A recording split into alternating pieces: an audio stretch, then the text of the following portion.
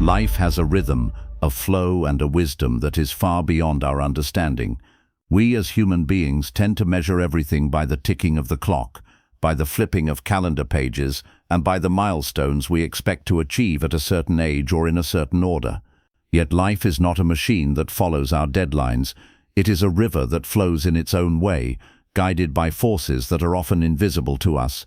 Buddhism reminds us that clinging to control, rushing outcomes, and demanding answers only creates suffering. Peace is born when we learn to trust that the universe in its silence never forgets what belongs to us. The right people, the right moments, and the right opportunities arrive not when you demand them, but when you are ready to receive them. Let's uncover 7 powerful lessons that will help you let go of impatience, release the burden of control, and embrace the profound truth that life never forgets what's yours. 1. The universe has no clock, only flow. Life has a rhythm, a flow, and a wisdom that is far beyond our understanding. We as human beings tend to measure everything by the ticking of the clock, by the flipping of calendar pages, and by the milestones we expect to achieve at a certain age or in a certain order. Yet life is not a machine that follows our deadlines. It is a river that flows in its own way, guided by forces that are often invisible to us. Buddhism reminds us that clinging to control, rushing outcomes, and demanding answers only creates suffering. Peace is born when we learn to trust that the universe in its silence never forgets what belongs to us. The right people, the right moments, and the right opportunities arrive not when you demand them, but when you are ready to receive them. Let's uncover 7 powerful lessons that will help you let go of impatience, release the burden of control, and embrace the profound truth that life never forgets what's yours. When you look closely at nature, you notice a beautiful truth. Nothing is rushed, yet everything eventually happens. A seed you place in the soil does not burst into a tree overnight.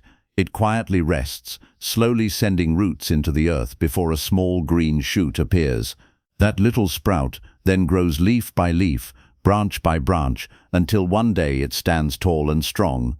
In the same way, a river does not carve valleys in a single season. It takes years, sometimes centuries, for water to shape the rocks, the earth, and the landscape into something breathtaking. All of this happens without hurry, without panic, and without strict deadlines. Everything unfolds naturally in harmony with its environment. The problem arises because human beings try to control life with rigid timelines. We create mental checklists and tell ourselves that we must achieve certain milestones by specific ages. I should be successful by 25, married by 30, wealthy by 40, settled with everything figured out by 50. These self-imposed deadlines become heavy chains around our hearts. And when life does not move according to the schedule we created, we panic, we compare ourselves to others, and we start believing we are failing. But the truth is, the universe does not follow the ticking of your clock. It is not bound by your expectations. Life is not a machine that obeys commands. It is a living, breathing flow, and it moves according to forces much greater than your impatience. Forcing results before their time is like trying to make winter turn into spring with your hands. Imagine pulling at the petals of a flower to make it bloom faster. You would only damage it. In the same way, rushing outcomes in your own life often leads to disappointment, broken plans, and wasted energy. It is not that life is against you, but that you are resisting the natural pace at which your path is meant to unfold. Buddhism teaches us to let go of grasping and to start flowing. To grasp is to cling, to demand, and to fight against reality. Flowing, on the other hand, is a state of trust. It means you accept that life has its seasons, just like nature does. There is a time for growth, a time for rest, a time for loss, and a time for gain. No season lasts forever, and no season comes too early or too late. What is meant for you will always come with a natural ease when all the right conditions are present, both within you and around you. You may want something right now, but if you are not prepared for it emotionally, mentally, or spiritually, receiving it too soon could destroy you. That is why life waits until you are ready. Just as a flower blooms only when the sun, the rain, and the soil are in harmony, your life will also bloom when everything inside you and around you aligns. Until then, your role is not to rush, but to trust, to grow, and to prepare yourself for that season. The moment you release your obsession with speed and control, You begin to experience life in a more peaceful way. Instead of constantly worrying about where you should be, you start noticing where you are. You begin to enjoy the journey instead of constantly chasing the destination. You understand that the timing of life is not a punishment or a delay. It is a wisdom far greater than your own. 2. Delays are not denials. Think about the times in your past when you desperately wanted something. Maybe it was a certain job, a relationship, or a chance that seemed like it would change everything. At that moment you may have felt crushed if it didn't work out. Yet later in life you realized that if you had received what you wanted back then, it might have harmed you, distracted you, or prevented you from growing into the person you are now. What seemed like a painful delay was actually life gently guiding you away from the wrong path and toward the right one. In Buddhism, this is tied to the principle of causes and conditions. Every outcome depends on a series of causes: your actions, your mindset, your environment, your level of maturity, and the conditions that surround you. If the right causes and conditions have not yet come together, the result cannot manifest. It is not because life has forgotten you or because you are being punished, but simply because the timing is not right. When the causes are ripe and the conditions align, the result appears naturally, often with surprising ease. One of the greatest misunderstandings people carry is the belief that when something doesn't happen right away, it means life has rejected them.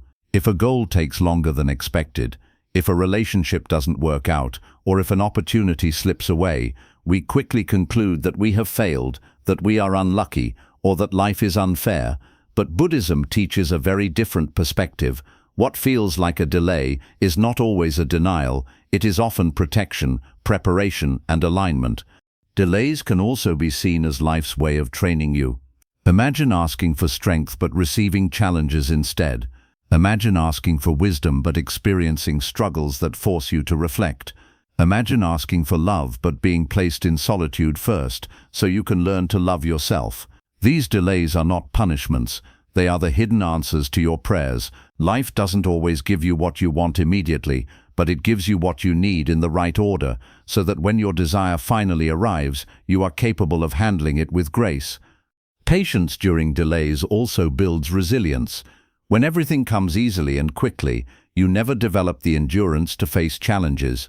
But when life makes you wait, it is giving you time to strengthen your character, refine your focus, and learn self-discipline. Just as an athlete must train before the big game, you too must prepare before stepping into the bigger stages of your life. The waiting season is your training ground. So the next time you feel frustrated by delays, remind yourself, this is not a closed door, it is simply a redirection. The universe is not saying never, it is saying not yet. It is saying, I am still arranging the pieces, I am still preparing you, I am still aligning the right people, the right place, and the right time. Trust that what is meant for you will not miss you. The delay is not the end of the story. It is just another chapter in the journey of becoming the person who can receive the blessing fully. 3. Patience creates inner strength. In today's world, everything is built around speed. We expect instant results, instant messages, instant success. From food to technology to careers, society glorifies speed as if moving faster automatically means moving forward. But Buddhism teaches that true growth cannot be rushed, and the deepest kind of strength is born not from speed but from patience. Patience is not passive waiting, it is an active discipline, a practice of the mind and heart that transforms frustration into wisdom and waiting into power. When you practice patience, you are not simply sitting back and doing nothing. You are learning how to control your impulses, how to quiet the restless voice inside you that demands everything right now. Every moment of waiting becomes a silent training ground. For example, when you face delays in your career, you can use that time to build skills, deepen your knowledge, and strengthen your resilience. When love does not arrive on your timeline, patience allows you to turn inward, to understand yourself better, and to prepare your heart to receive love in a healthier way. In each case, patience gives you the opportunity to grow in ways that rushing would never allow. Patience also protects you from the trap of chasing illusions. Many people think that happiness lies in the next thing, the next job, the next relationship, the next milestone. But when you are always chasing the next, you forget to live in the now. Patience grounds you in the present moment. It reminds you that even though your goals are important, the life you are living today is just as meaningful. This awareness transforms waiting into a gift. Instead of feeling powerless, you begin to see patience as a skill that makes you stronger, calmer, and more centered. Patience is also a test of faith. It asks you, do you trust life enough to wait? Do you believe that what is yours will come without forcing it? Each time you choose patience over panic, you strengthen your trust in the timing of life. This trust, in turn, reduces fear and anxiety. Instead of living in constant worry about the future, you start to rest in the understanding that life has its own rhythm and that your role is not to control everything, but to flow with it. Think of a tree. It does not grow tall and strong in a single season. It spends years silently reaching upward and downward at the same time, its roots digging deeper into the earth, while its branches stretch higher into the sky. Without patience, the tree could never survive storms or bear fruit. In the same way, your own life requires this balance. The moments you spend in patience are the moments when your roots are growing deeper, even if you cannot see the progress above the surface yet. Later, when challenges come, you will be unshakable because patience has already prepared you. For what is yours cannot be taken away. The truth is, without patience, even blessings can feel like burdens. Imagine receiving success before you are mentally or emotionally ready. Imagine entering a relationship before you have healed yourself. These things may come quickly, but without patience, you will not have the maturity to sustain them. Patience ensures that when blessings do arrive, you are ready to hold them, protect them, and appreciate them.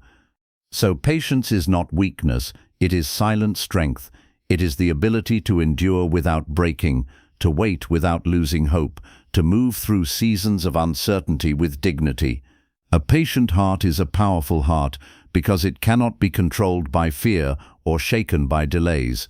The world may rush, but you will walk steadily, knowing that every step, no matter how slow, is still progress, and in this quiet strength, you will find peace. One of the greatest sources of human suffering comes from comparison. We look at others and immediately measure our lives against theirs. Someone achieves something we longed for, and jealousy begins to creep into our heart. A friend gets the job we wanted, a relative marries before us, or a stranger online seems to be living the life of our dreams. In those moments, it is easy to believe that others are taking what belongs to us, that their gain is somehow our loss. But this is an illusion created by fear and scarcity. In truth, what is truly yours cannot be taken away, and what is not yours will never stay, no matter how tightly you try to hold on to it. What is destined for you carries a unique signature that cannot be erased. Even if it seems delayed, even if others seem to get ahead, your moment will still arrive, and when it does, it will fit you perfectly. Think about a key designed for a specific lock. You cannot take someone else's key and expect it to open your door. In the same way, you cannot steal another person's blessings, nor can they steal yours. Each person's opportunities are crafted to match their journey, their lessons, and their readiness. If something belongs to you, it will eventually arrive in your life at the precise moment you are prepared to handle it. Imagine two rivers flowing side by side. They do not compete, they do not fight, they simply move in their own direction, each carving its unique path toward the ocean. One river may seem wider, one may move faster, but both will reach the sea in their own time. This is how life works. Your journey has its own flow, its own pace, and its own destination. Another person's success does not block your path, just as another river's journey does not prevent yours from reaching the ocean. Yet when you compare constantly, you lose sight of your own progress and become blind to the beauty of your own unfolding. Buddhism teaches that clinging leads to suffering. When you cling to the idea that something should already be yours, you tighten your grip on frustration. But when you release that grip and accept that what is truly meant for you will come, you begin to live with more ease. You stop fighting against time, you stop fearing loss, and you stop comparing yourself to people whose journey has nothing to do with yours. This truth frees you from envy. Why waste energy resenting someone else's happiness when it takes nothing away from your own? Jealousy is like drinking poison and expecting the other person to suffer. it only weakens you. Instead, celebrate others while trusting that your own blessings are on their way. Their success is not proof of your failure, it is simply proof that the universe is abundant. There is more than enough for everyone. Even in relationships, this truth holds deep wisdom. If someone is meant to stay in your life, nothing can remove them. Distance, challenges, or even misunderstandings cannot erase what is meant to last. But if a relationship is not meant for you, no amount of begging, controlling, or forcing will make it stay. And though this may hurt, it is actually freedom. Life is gently removing what doesn't belong to make space for what does. So remember this simple but powerful truth. Nothing that is meant for you will ever be lost. Others may walk ahead of you, doors may close, and opportunities may seem out of reach, but none of these can erase your path. Your river is still flowing, your key is still waiting, your moment is still coming, and when it arrives, it will fit so perfectly into your life that you will look back and understand why nothing else before it worked. What is yours cannot be taken away. It can only arrive when you are ready. What belongs to you will always circle back to you. It may take months, it may take years, but it will not pass you by. This is why it is pointless to chase desperately or to grasp anxiously. Instead of worrying about what you cannot control, focus on preparing yourself for what will one day arrive. Build your patience, strengthen your heart, and trust that the timing will align. 5. Pain is part of the timing.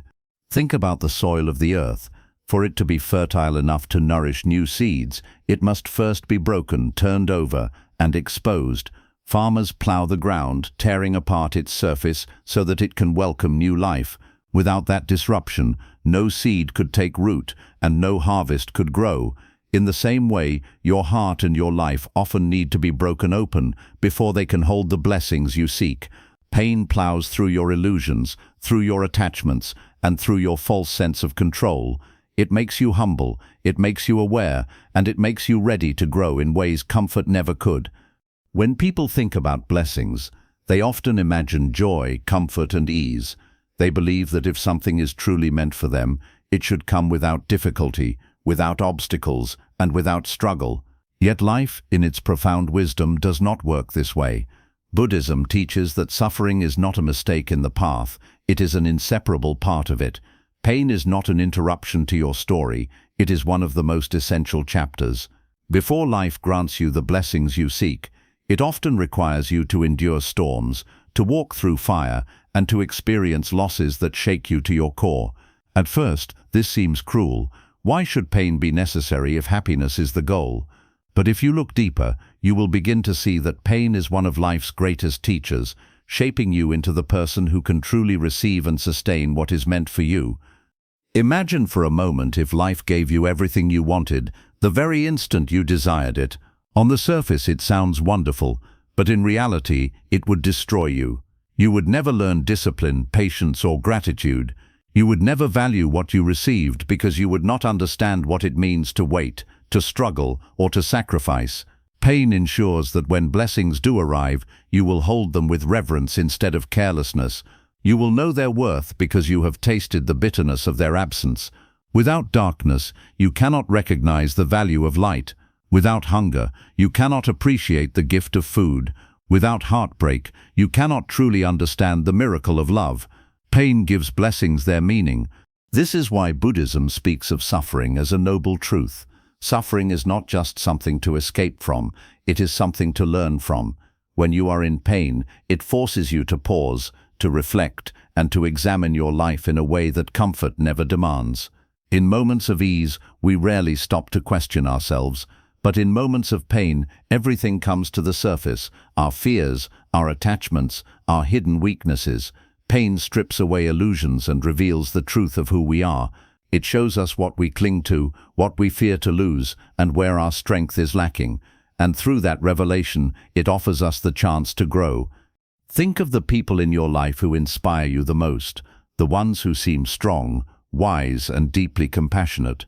Do you think they became this way because life was always easy for them? No, they carry that depth because they have suffered.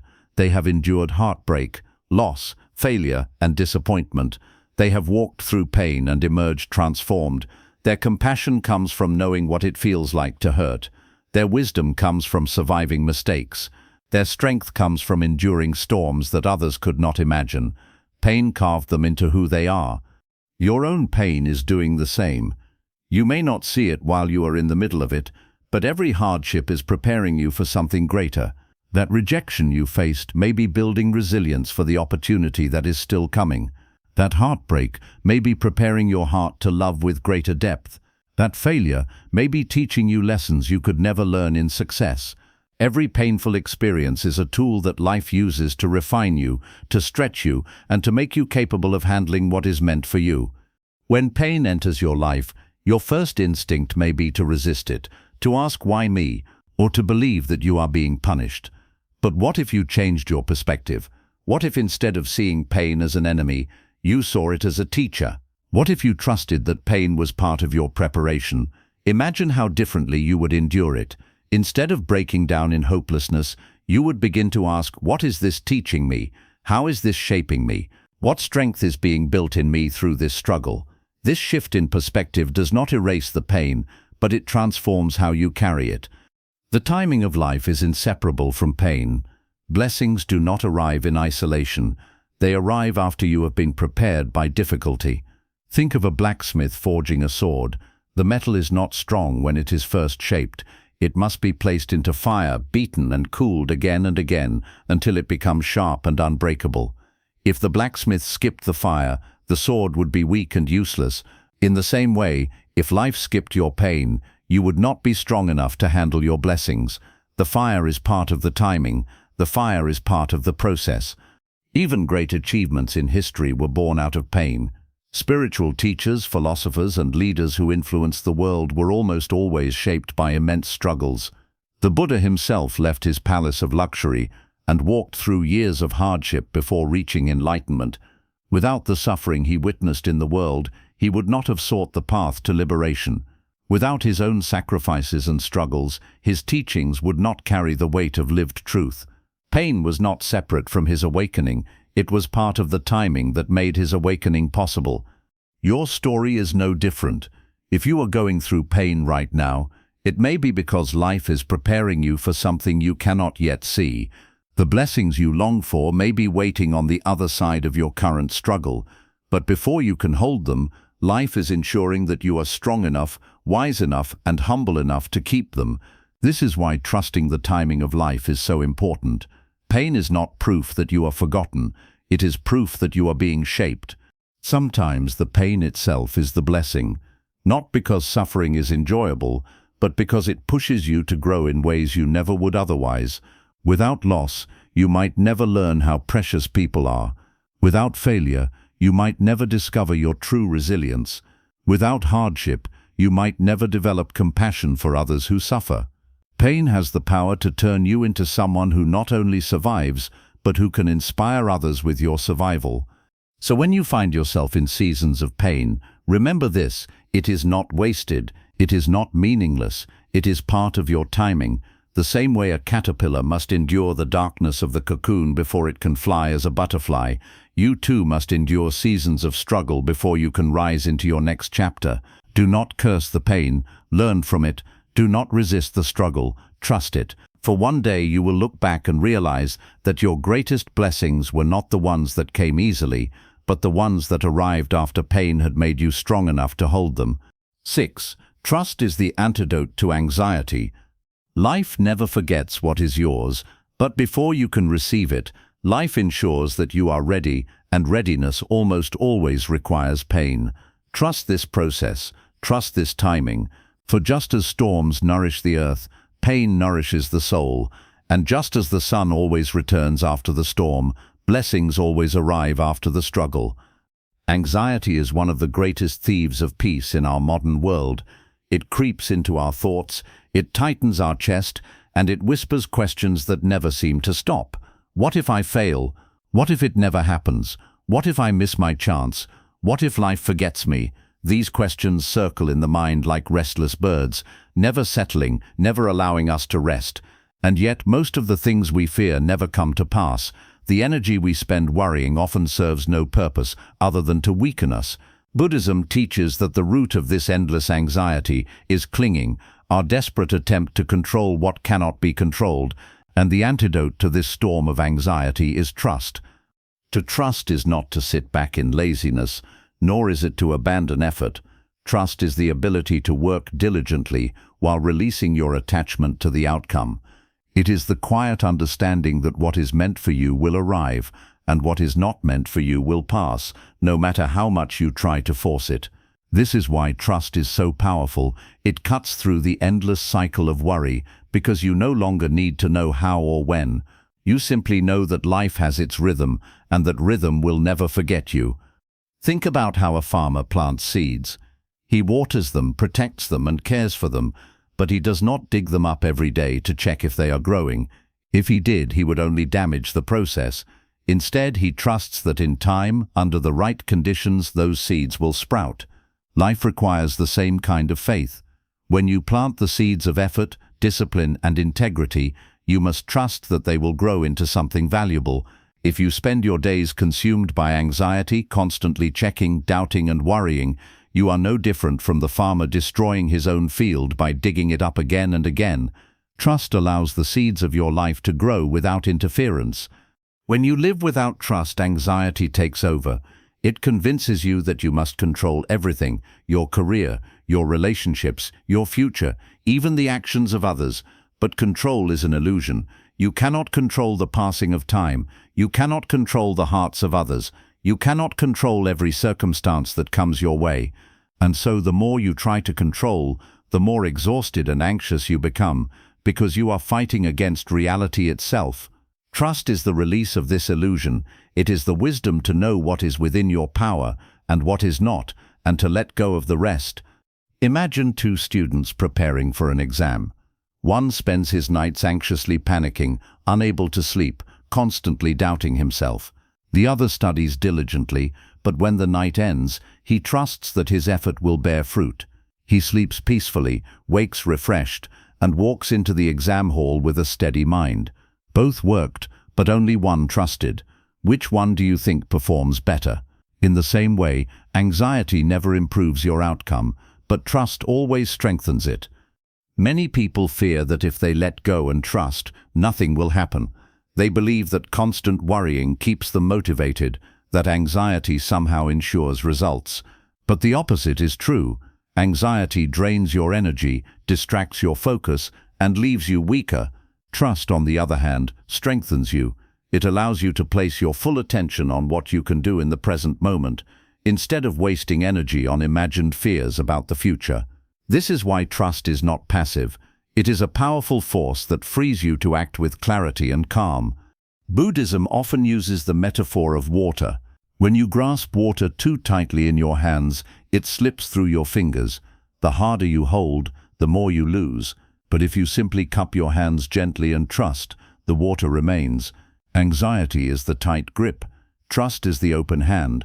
When you release the constant need to control, life flows more easily, and you begin to experience peace. Trust also changes how you experience waiting. Without trust, waiting feels unbearable, like sitting in darkness with no end in sight. Every day feels wasted, every moment feels heavy. But with trust, waiting transforms into preparation. You begin to see that even in this moment of delay, something meaningful is happening. Perhaps life is arranging circumstances behind the scenes. Perhaps you are still being prepared for the blessing that has not yet arrived. With trust, you no longer see waiting as empty. You see it as part of the process. The Buddha taught about impermanence, that everything rises, changes, and passes away. Nothing stays the same forever. Not your joys, not your sorrows, not your struggles. Anxiety arises when we forget this truth, when we convince ourselves that a difficult season will last forever, or that we must control every moment to avoid disaster. Trust is remembering impermanence. Trust is knowing that storms pass, that seasons change, and that what is meant to bloom will bloom in its time. When you hold this truth in your heart, anxiety begins to dissolve like mist in the morning sun. Trust also brings freedom from comparison. Anxiety often grows stronger when we compare our timeline to others. We see someone younger than us succeeding, and we panic. We see someone else achieving in months what we've been working on for years, and we despair. But when you trust the timing of your own life, you understand that their path has nothing to do with yours. You realize that what belongs to you will arrive in your time, not theirs. This frees you from the constant race and allows you to move through life at your own steady pace. Sometimes trust requires surrender in the face of pain. When something falls apart, when a relationship ends, when a job is lost, when a dream collapses, it is easy to let anxiety convince you that everything is over. But trust reminds you that endings are often disguised beginnings. Trust whispers that even though you cannot see it now, something better may be on its way. Without trust, pain becomes despair. With trust, pain becomes transformation. In this way, trust is not only the antidote to anxiety, it is the foundation of resilience. A person who trusts is not shaken by every delay, every rejection, or every setback. They understand that life is bigger than any single moment. They keep moving forward, not with desperation, but with quiet confidence. They live in harmony with life's rhythm instead of constantly fighting against it. And in that harmony, they discover peace that anxious striving could never bring. So if anxiety has been stealing your peace, remember this: trust is your antidote. Trust that what is yours cannot miss you. Trust that delays are not denials but preparation. Trust that life in its wisdom is arranging everything at the right time. Work with integrity, live with patience, and then release the outcome. For when you do, you will find a freedom far greater than control, the freedom of knowing that life never forgets what belongs to you, and it will arrive in its perfect season. Gratitude aligns you with life's timing. If there is one practice that can change the way you experience life, it is gratitude. Gratitude is not just a polite thank you, nor is it simply acknowledging blessings when they are obvious. True gratitude is a way of seeing, a way of living, and a way of aligning yourself with the rhythm of the universe. It is a deep awareness that even in the midst of delays, struggles, and uncertainty, life is still giving you exactly what you need in this moment. Gratitude does not demand perfection from life. It accepts the present with openness and reverence, and in doing so, it creates harmony with the timing of life itself. When you live without gratitude, you fall into the trap of constant dissatisfaction. No matter what you have, it feels like it isn't enough. You may achieve something you once longed for, but instead of celebrating it, you quickly turn your eyes to what you still lack. This restlessness blinds you to the beauty already present in your life. You become so focused on what hasn't arrived yet that you overlook the quiet blessings right in front of you, the health you still have, the people who still care for you, the opportunities that are slowly unfolding. Without gratitude, waiting becomes torture, because you are always chasing a future that seems just out of reach. But gratitude transforms waiting. When you are grateful, you no longer see the present moment as empty. You begin to notice the small miracles woven into your daily life, the warmth of the sun on your skin, the laughter of a friend, the breath that rises and falls in your chest without effort. These may seem ordinary, but gratitude reveals them as extraordinary. And when you can see the extraordinary in the ordinary, you stop rushing into the future and start living fully in the now. Waiting no longer feels wasted, it feels sacred, because you recognize that every moment is a gift. Gratitude also shifts your relationship with timing. Without gratitude, you may believe that life is unfair, that you are being punished, or that others are being favored over you. But when you cultivate gratitude, you begin to see delays and struggles as part of your growth. You understand that the universe is not withholding blessings from you, it is preparing you to receive them. Gratitude teaches you to say, "Thank you for this lesson, thank you for this preparation, thank you for giving me time to become ready." This attitude aligns your heart with trust, and trust brings peace. Consider how water flows through a river. If the riverbed is blocked by rocks and debris, the water struggles to move, and its flow becomes chaotic. But when the path is clear, the river moves effortlessly. Gratitude works the same way in your life. When you live in constant complaint, you block the flow of blessings. Your energy becomes heavy, negative, and resistant. But when you live in gratitude, you clear the path. You create openness, lightness, and receptivity. Blessings flow toward you more easily because you are no longer resisting life, you are cooperating with it. Gratitude is also a powerful teacher of perspective. Imagine two people facing the same situation. Both are waiting for a job opportunity. Both are dealing with delays. The first person complains daily, saying, "Why is this taking so long? Why me? Life is unfair." The second person, though also waiting, says, "I am thankful for this time. I am learning patience. I am improving my skills. I trust that the right opportunity will come when it is meant to." Which person do you think lives with more peace? Which person is more likely to be ready when the opportunity finally arrives? Gratitude does not change the external timing, but it transforms the internal experience. It turns frustration into peace and waiting into preparation. In Buddhism, gratitude is closely tied to mindfulness. To be mindful is to be fully aware of the present moment without judgment. Gratitude takes that awareness and colors it with appreciation. When you are mindful, you notice your breath. When you are grateful, you give thanks for it. When you are mindful, you taste your food. When you are grateful, you honor the miracle of nourishment. Mindfulness brings awareness, but gratitude gives that awareness meaning. Together they transform ordinary life into a sacred experience. Gratitude also protects you from comparison.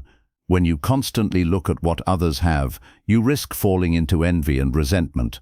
But gratitude brings your attention back to your own life. It reminds you that while others may have blessings you do not, you also have blessings they may lack. It teaches you to value your own path instead of longing for another's. In this way, gratitude becomes a shield against the poison of envy.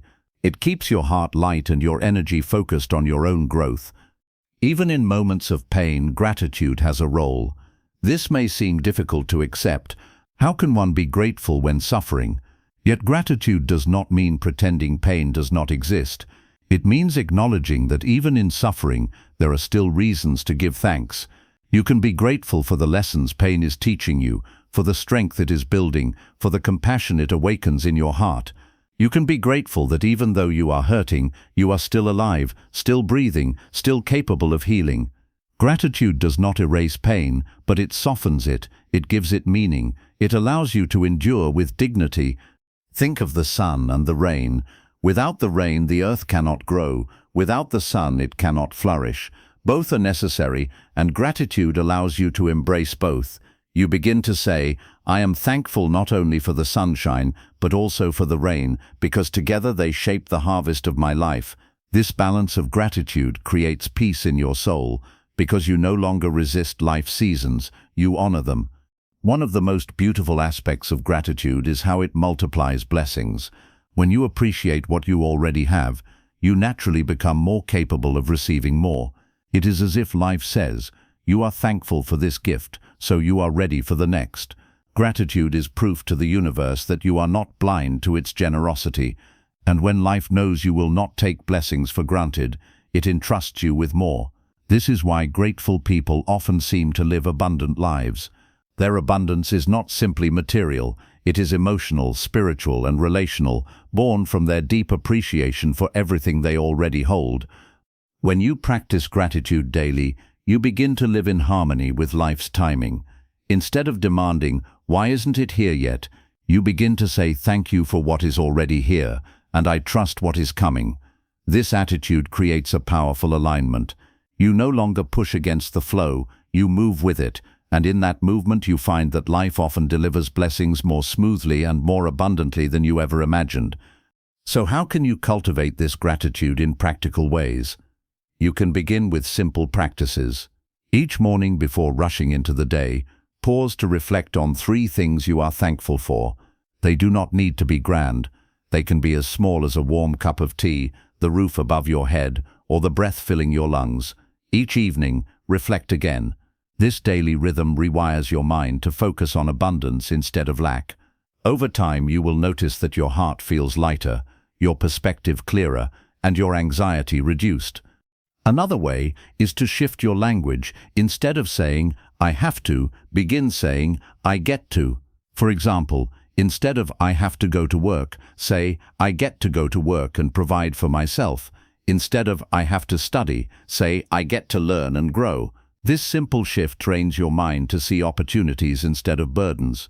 Gratitude lives not only in thoughts but in words, and your words have the power to shape your reality.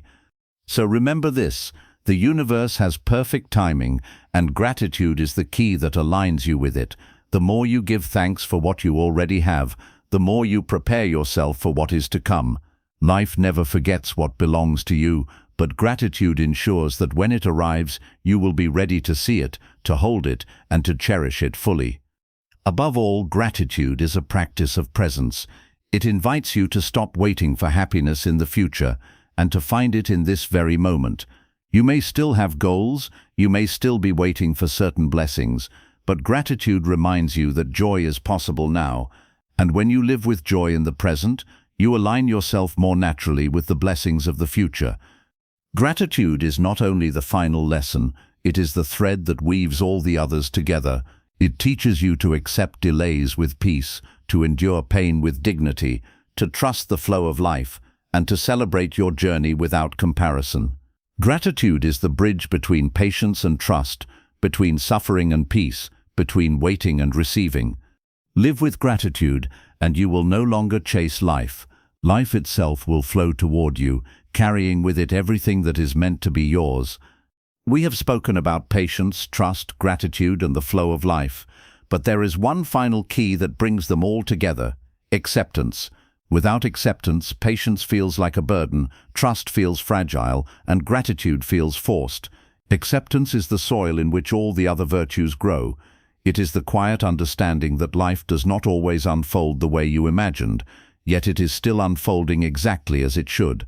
Acceptance is the bridge between desire and peace, between suffering and liberation, between restlessness and contentment.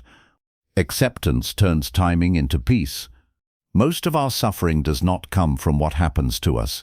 It comes from our resistance to what happens. When life delays, we resist.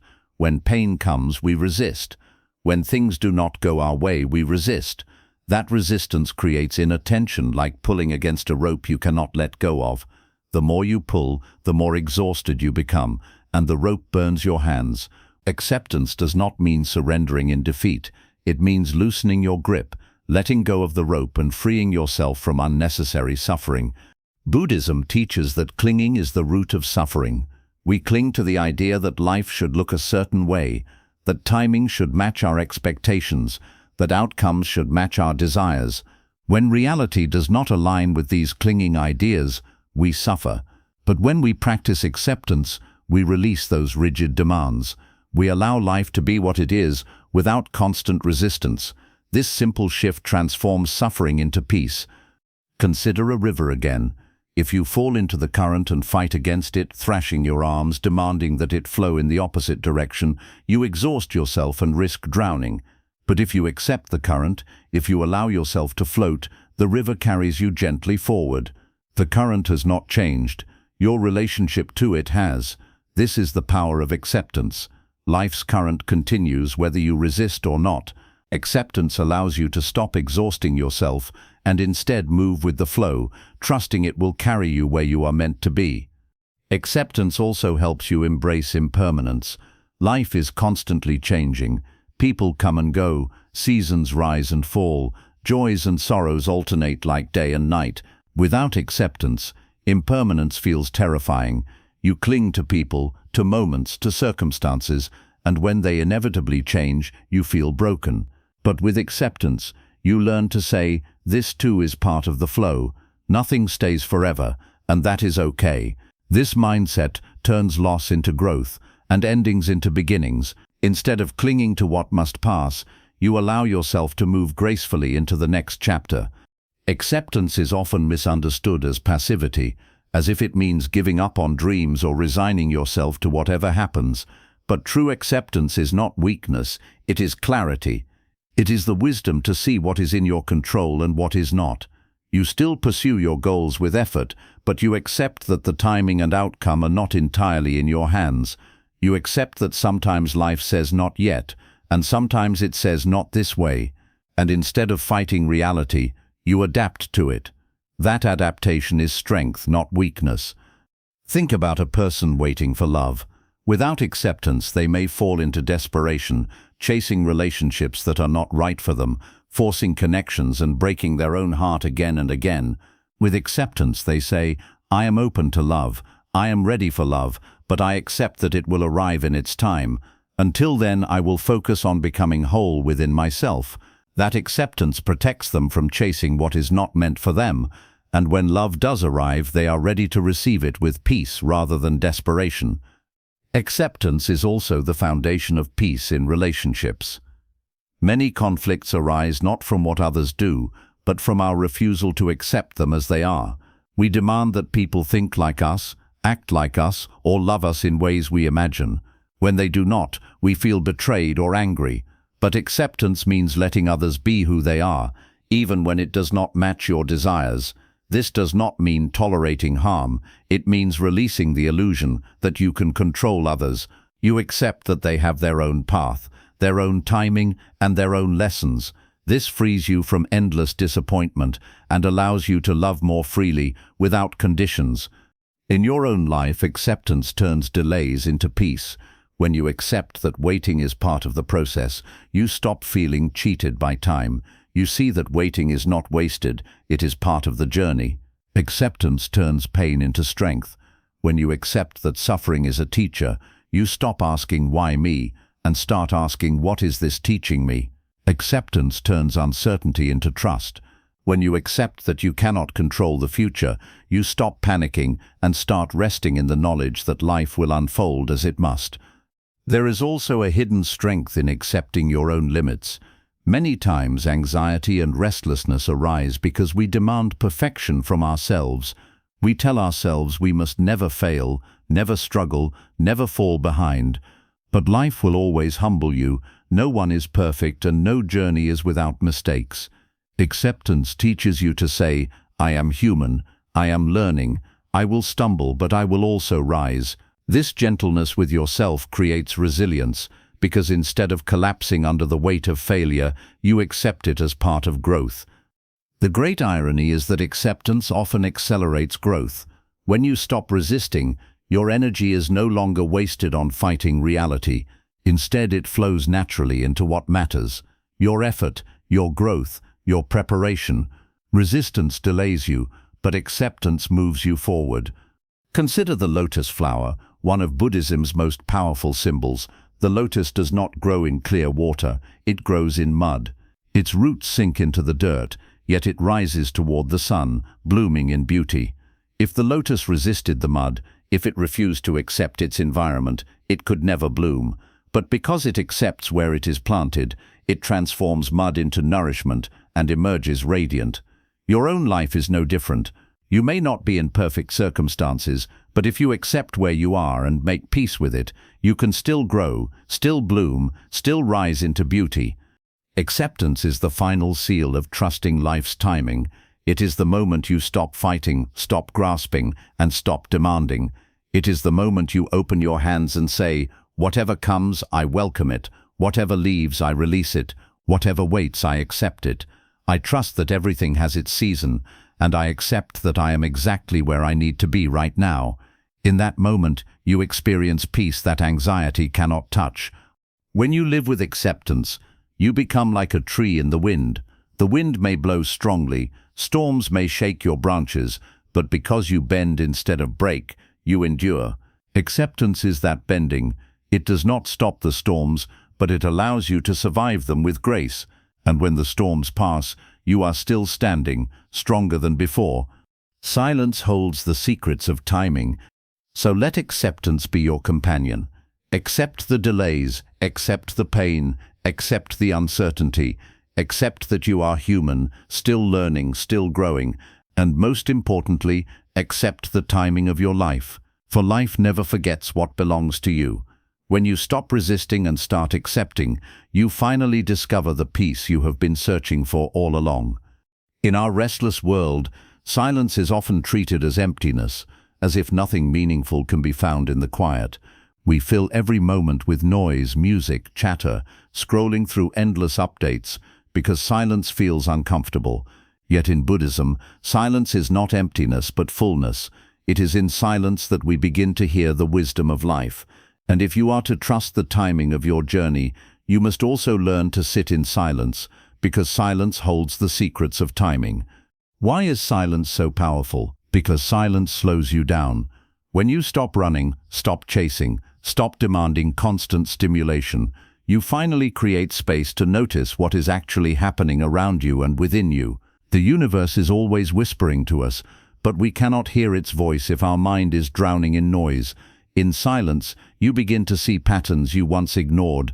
You begin to recognize that delays are not random, that struggles are not meaningless, and that blessings are arriving quietly, even as you wait. Silence reveals that life is always moving, even when you think it is still. Most of our impatience comes from noise.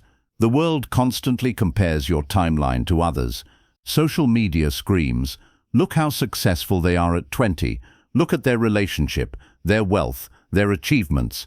These voices create a storm inside you, convincing you that you are behind, that you must rush, that life has forgotten you. But when you retreat into silence, those voices fade and you rediscover your own rhythm. You remember that your path is yours alone and its timing is unique. Silence breaks the illusion of competition and restores the truth of individuality. In Buddhist monasteries, silence is not punishment, it is a practice. Monks spend hours in silent meditation, not because they wish to escape life, but because they wish to understand it more deeply. In the stillness of silence, they observe the rising and falling of thoughts, the shifting of emotions, the impermanence of every sensation. Silence teaches them that just as thoughts come and go, so too do seasons in life. Delays, pain, joy, opportunities, they all rise and pass in their perfect time. By sitting in silence, they align with this rhythm instead of fighting against it. For you, silence can be practiced in simple ways. It can be a morning without reaching for your phone, an evening walk without music, or 10 minutes of mindful breathing before sleep. These moments may feel small, but they are windows into peace. In silence, your anxiety softens, your impatience loosens, and your trust strengthens. You begin to feel that life is not against you, it is guiding you gently, even when you cannot see the whole picture. Silence is also the space where healing happens. When you are in pain, your first instinct may be to distract yourself, to fill your days with noise so you do not have to face the hurt. But healing requires silence. Just as a wound cannot close if it is constantly disturbed, your soul cannot heal if it is constantly distracted. In silence, you face your pain honestly. You allow it to speak, to teach, and to pass. And as you heal in silence, you discover the strength that pain was building in you all along. Another gift of silence is clarity. Anxiety often clouds your vision with what-ifs and maybes, but when you enter silence, those clouds begin to part. You see more clearly what matters and what does not. You recognize which desires are true and which are illusions. Many people waste years chasing goals that were never truly theirs, simply because they never gave themselves the silence to ask, "Is this path really for me?" Silence gives you that wisdom, and when you live in clarity, you stop rushing into everything that glitters and instead wait patiently for what truly aligns with your soul. Silence also teaches surrender. When you are quiet, you realize how vast the universe is and how small your control truly is. At first, this may feel humbling, even frightening, but over time it becomes liberating. You no longer feel the need to control every outcome because you see that life has always been moving without your command. The seasons turn, the stars move, the earth spins, all without your effort. And if the universe can handle all of that, surely it can handle the unfolding of your own life. This realization, born in silence, frees you from the prison of constant worry. Even nature teaches this lesson. Consider the growth of a tree. You never hear it struggle. You never hear the sound of its roots digging deeper or its branches stretching upward. Yet in silence the tree is always growing. Its timing is not visible day by day, but over years its strength becomes undeniable. In the same way, much of your growth happens silently. You may not notice it, but every patient moment, every endured struggle, every quiet reflection is building you into someone stronger. Silence is the hidden workshop of your transformation. Silence is also where gratitude deepens. In noise, gratitude often becomes shallow, just a quick acknowledgement before moving on. But in silence, gratitude takes root. you begin to truly feel the weight of your blessings. You notice the sound of your breath, the steadiness of your heartbeat, the stability of your home, the presence of people who care for you. You realize how much you already have, and this realization fills you with peace.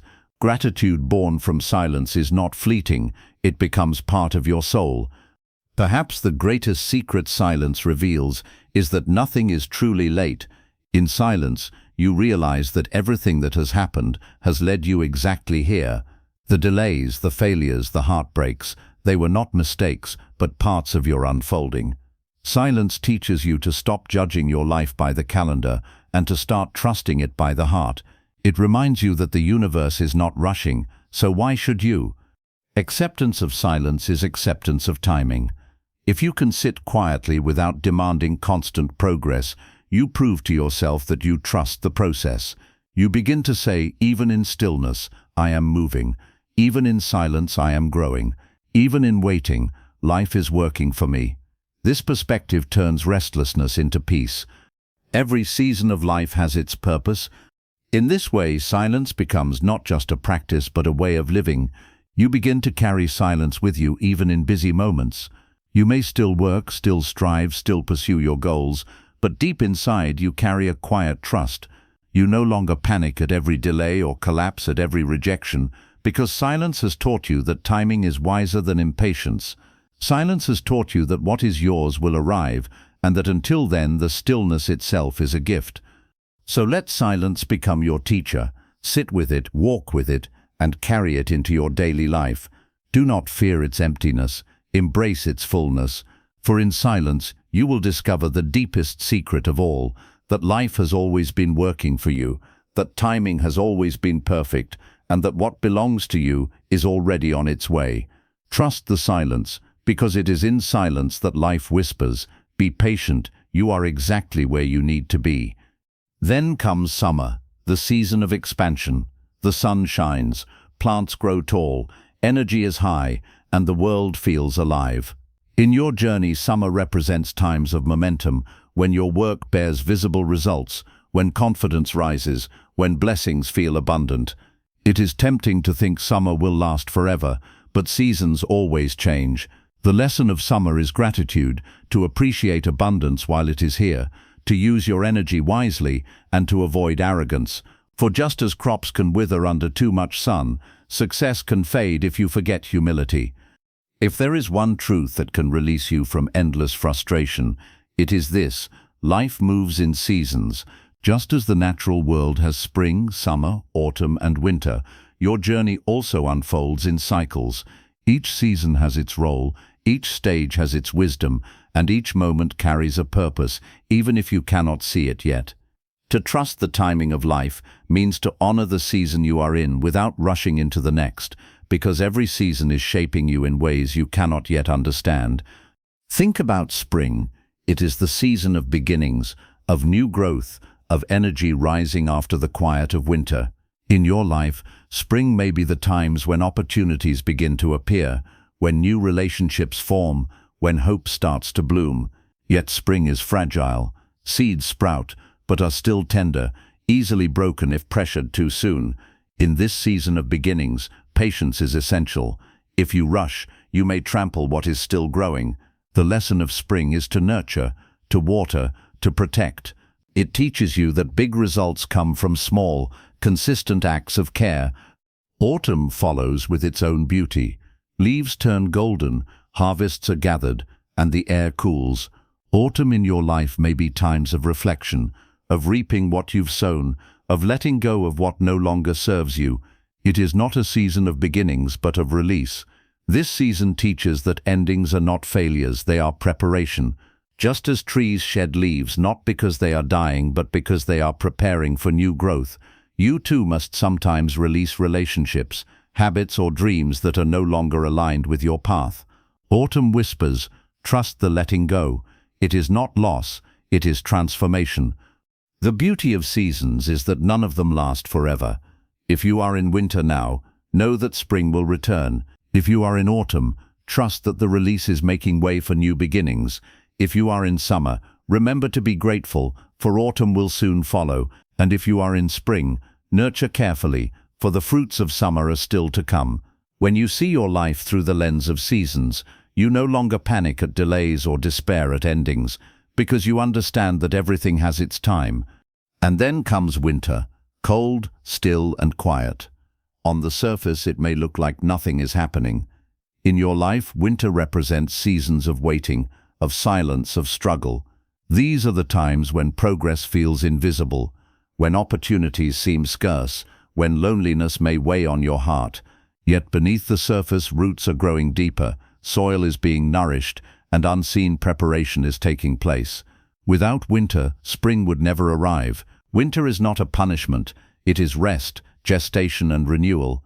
The lesson of winter is trust. Trust that even in stillness, life is moving, preparing you for what comes next. Buddhism often teaches impermanence as the key to peace. Nothing stays the same. Joy does not last forever, but neither does sorrow. Success will pass, but so will failure. Gain will fade, but so will loss. To resist this truth is to suffer endlessly. To accept it is to live in harmony. Seasons remind us of impermanence in the most beautiful way. They show us that change is natural, necessary, and even sacred. When you resist your season, you create suffering. Imagine demanding that winter turn into summer instantly. You would only exhaust yourself with impossible expectations. Many people live this way. They want results of summer, while still in winter. They want harvests of autumn without the patience of spring. But life cannot be rushed. The seed planted in spring will not bear fruit in the same season. The fruit must first grow, ripen, and mature.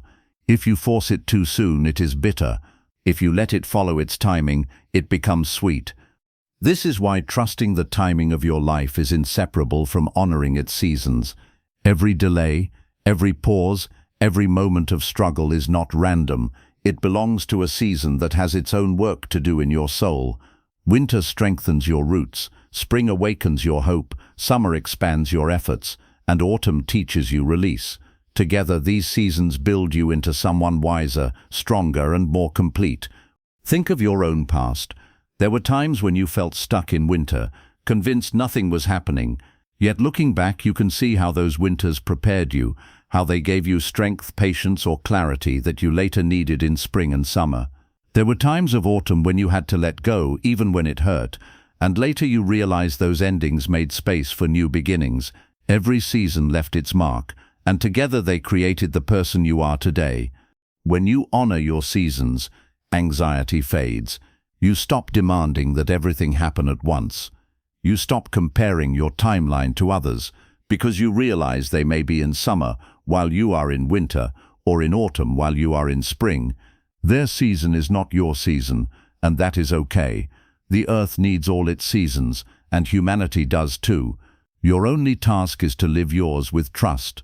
The same is happening now. Whatever season you are in, it is not by accident.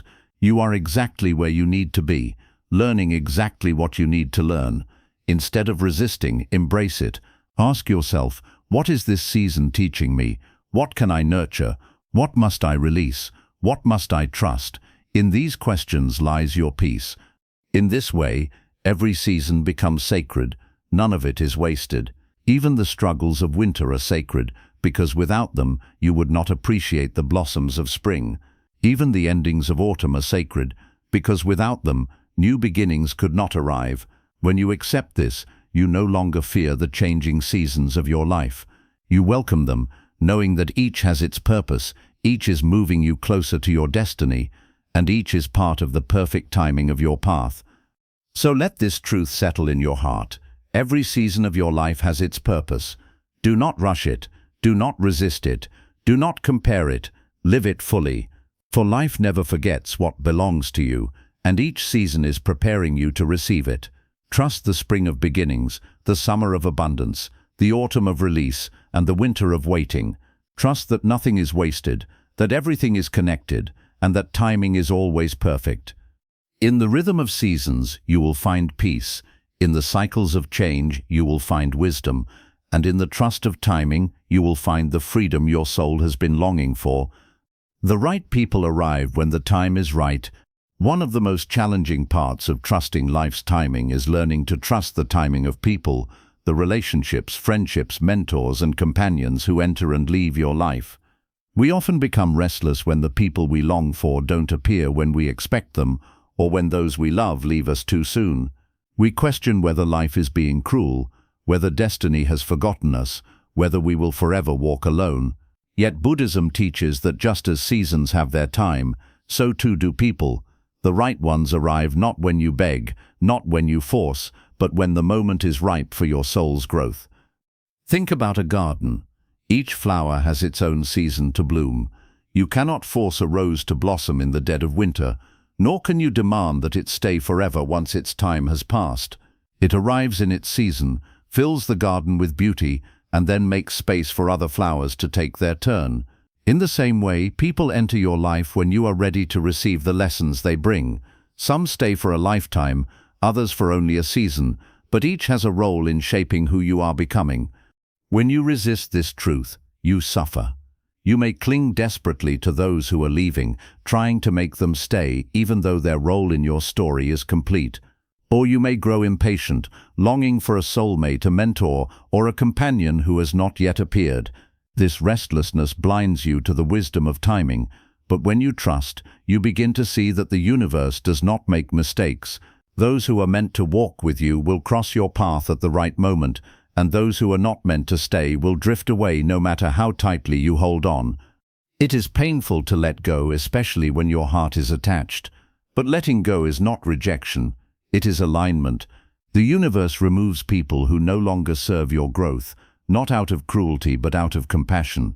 Sometimes their departure frees you from distraction. Sometimes it opens the door for someone more aligned. Sometimes it teaches you the strength of standing alone. Whatever the reason, their leaving is part of your unfolding. To trust life's timing means to accept both arrivals and departures with grace. At the same time, patience is required for those who have not yet arrived. Many people feel incomplete until they find certain relationships. They say, "I will be happy when I meet the right partner, the right teacher, the right friend." But this mindset places your peace outside yourself, chained to someone else's timing. Trust means saying, "I am whole even now, and when the right people arrive, they will add to my journey, not complete it." This shift frees you from desperation. Instead of chasing love, you prepare yourself to embody love. Instead of begging for guidance, you cultivate wisdom within, so that when the teacher comes, you are ready to learn. Relationships themselves also have timing. You may meet the right person at the wrong time, when one or both of you are not yet ready. That connection may fade, not because it was false, but because its season was not yet ripe. If the bond is truly aligned, life may bring it back in another form, at another time, when both of you have grown into the people you need to be. This is why it is so important not to force. Forcing creates pain. Trusting creates peace. Buddhism reminds us that everything is interdependent. No life is lived in isolation. We are all threads in a vast tapestry, woven together in ways beyond our comprehension. Some threads cross briefly, some intertwine for years, and some remain by your side until the end. You cannot see the full design now, but trust assures you that each connection has its place. Even those who hurt you have their role. They teach you boundaries, resilience, and forgiveness. Even those who leave teach you impermanence, the truth that nothing and no one is fully ours to own. In this way, every person becomes a teacher, and every relationship becomes part of your spiritual practice. Look back on your life. There were times when someone entered at exactly the moment you needed them. Perhaps a friend showed up during your darkest days and reminded you you were not alone. Perhaps a mentor appeared when you were lost and gave you direction. Perhaps love found you when you had nearly given up hope. You could not have planned these moments, yet they unfolded with perfect timing. This is the universe at work, sending people when your soul is ready. If it has happened before, why doubt it will happen again? Trust also transforms loneliness. Loneliness can feel unbearable when you believe it will last forever. But when you trust timing, you understand that solitude itself is a season. It is not permanent, but it has purpose. Solitude teaches you to know yourself, to enjoy your own company, and to build a foundation of self-love. If you skip this season, You may enter relationships unprepared, clinging to others out of emptiness, but if you embrace it, you will walk into future connections whole and secure. Trusting the timing of people means honoring even the season of being alone, for it is shaping you in ways you will one day be grateful for. This does not mean you should live in passivity, waiting endlessly for others to complete you. It means you walk your path with openness, knowing that as you grow, the right people will be drawn to you. Like attracts like. When you embody patience, peace, and authenticity, you attract companions who resonate with those same qualities. If you live in fear, desperation, or anger, you may only attract people who mirror that pain. Trusting timing also means cultivating yourself, so that when the right souls arrive, you are ready to walk beside them with strength and clarity. Imagine life as a grand orchestra. Each instrument begins playing at its appointed time. The flutes may start before the drums. The violins may pause while the trumpets rise. And yet when the performance is complete, the music is perfect. If the instruments rushed in at the wrong time, the harmony would collapse. In the same way, the people in your life enter and exit at their appointed moments. If someone you long for has not yet appeared, it is only because their part in your symphony has not yet begun. When it does, the timing will feel perfect, and the music of your life will be richer for it. When you live with this trust, anxiety about relationships fades. You no longer chase, you no longer cling, you no longer despair. You begin to walk calmly, open to whoever life sends, but never desperate. And in that calm openness, you find peace, because you finally understand the right people always arrive when the time is right, and until then, you are exactly where you need to be. The timing of life protects you from what you cannot yet see. So trust the timing of people. Trust that those who leave have completed their role. Trust that those who arrive bring lessons and gifts. Trust that those who are meant to stay will remain no matter what storms arise. And most importantly, trust that your wholeness does not depend on anyone else's presence. You are complete now, and the right souls will be drawn to that completeness in time. Think back to times when you were desperate for something. Perhaps you longed for a relationship that seemed perfect, but it fell apart. At the time you felt devastated, even betrayed by life. But later, perhaps years later, you realized that had you entered that relationship, it would have destroyed your peace. Or maybe you applied for a job you believed was your only chance at success, but you were rejected. Months later, a better opportunity appeared, one more aligned with your true path. What once felt like rejection revealed itself as protection. We often measure the timing of life by what is visible. We see the opportunities that didn't arrive, the people who left, the dreams that didn't unfold as we hoped. From our limited view, it feels like rejection, like life is withholding something precious. But what if you could see what life sees? What if you could glimpse the paths that would have harmed you, the doors that would have trapped you, the relationships that would have broken you further? You would realize that the timing of life is not just about giving, it is also about protecting. Buddhism teaches that reality is vast, interconnected, and far beyond what our limited minds can comprehend. What you perceive as a setback may actually be protection from unseen consequences. What you call a delay may be life quietly redirecting you away from danger. The truth is, we are often blind to what lies ahead. We believe we know what is best, but our knowledge is small, like standing on a mountain with fog surrounding us. We can only see a few steps ahead, while life sees the whole path, every twist, every cliff, every crossing.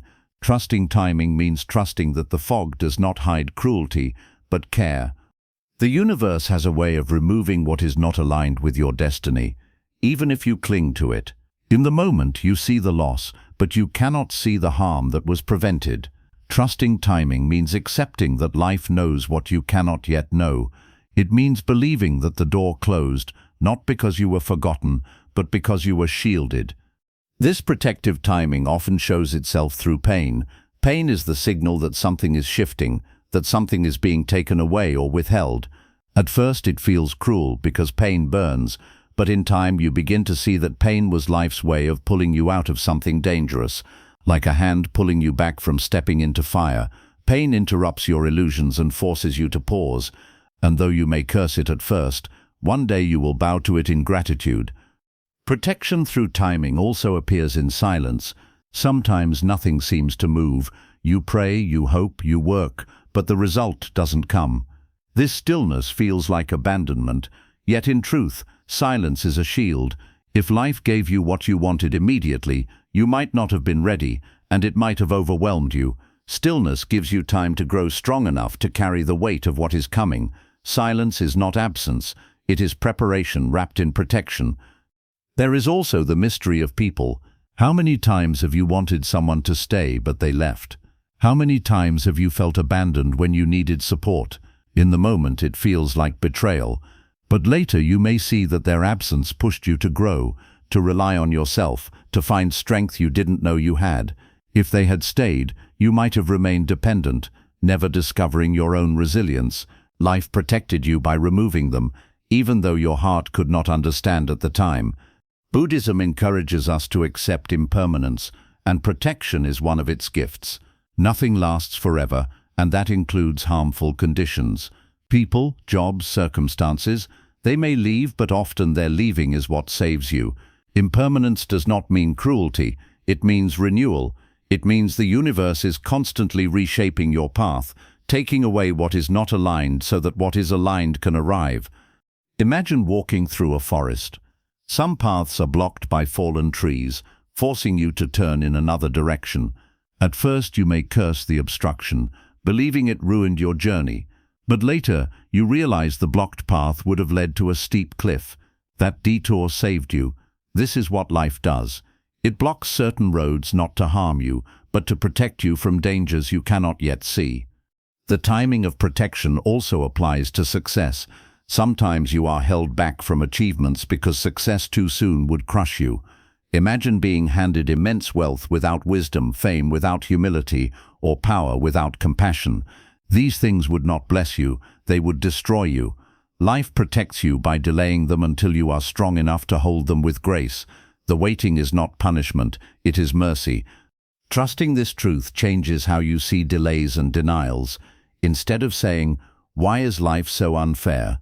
you begin to ask, "What is life protecting me from?" That single shift transforms frustration into peace. You begin to live with curiosity rather than complaint. Instead of resenting closed doors, you start to thank them because you trust they are saving you from rooms not meant for your soul. This protection extends even to your mistakes. There are times when you take a wrong turn, but life intervenes and prevents it from becoming permanent. Maybe you were about to commit to something harmful, but it collapsed at the last moment. Maybe you pursued a dream for years only for it to fail, and later you realized that failure saved you from a lifetime of emptiness. What you saw as loss was actually a rescue. Life will not let you permanently keep what is not meant for you, no matter how much you try to cling to it. That is protection. So, how do you practice this truth? You cultivate awareness. Instead of reacting with despair when things do not go your way, you pause and ask, what might life be shielding me from? What might I not see yet? This pause creates space for trust. You may not get the answer immediately, but with time, clarity often comes. Looking back, you will realize that what felt like rejection was actually guidance. Gratitude is also essential. Even when you don't understand the delay, give thanks for it. Say, "I may not see it now, but I trust this is protection." That gratitude aligns you with peace instead of restlessness. It turns the unknown into a place of faith instead of fear. The greatest gift of this perspective is peace. When you believe that life protects you through its timing, you no longer feel abandoned. You begin to rest in the idea that you are watched over, guided and cared for, even when you cannot see the full picture. Anxiety fades because you know you are not wandering aimlessly. You are being guided by a wisdom greater than your own. Your journey unfolds at the speed of your readiness. So remember this: what is delayed may be delayed to protect you. What is denied may be denied to save you. What is silent may be silent because you are still being prepared. Trust that life is not against you, it is for you. And trust that when the right time arrives, nothing will stop what is truly yours. Until then, even in rejection, you are being protected. Even in delay, you are being loved. So much of our pain in life comes from believing we are behind. We tell ourselves we should already be successful, already be married, already have achieved this or that milestone. We scroll through the lives of others, measuring our worth by their timelines, and we feel as if we are running late to our own destiny. But what if you are not late at all? What if everything in your life is arriving precisely when you are ready for it? Buddhism teaches us that nothing blooms before its season, and no fruit ripens before it is nourished. Your journey does not unfold according to your impatience, but according to your readiness. Readiness is a quiet truth we often overlook. You may think you are ready for success, but if you still carry fear of failure, success would crush you under its weight. You may believe you are ready for love, but if you still carry wounds of insecurity, love would become a battlefield instead of a blessing. You may want freedom, but if your mind is still enslaved by comparison and fear, freedom would feel overwhelming. Life waits until you are ready, not just in your desire, but in your strength, your clarity, and your maturity. This is why impatience only brings suffering. You may chase what is not yet yours, forcing doors that are still locked, and sometimes life may even let you step through those doors before you are prepared. But you will quickly discover that holding something too soon can be more painful than not holding it at all. Success without wisdom becomes arrogance, love without healing becomes attachment, opportunities without preparation become burdens. Life does not deny you out of cruelty, it withholds to protect you until you are truly ready. Think about a child wanting to drive a car. They may beg, they may cry, they may demand, but no loving parent would hand them the keys before they are old enough, trained enough, and responsible enough to handle it. Not because the car is bad, but because the child is not ready.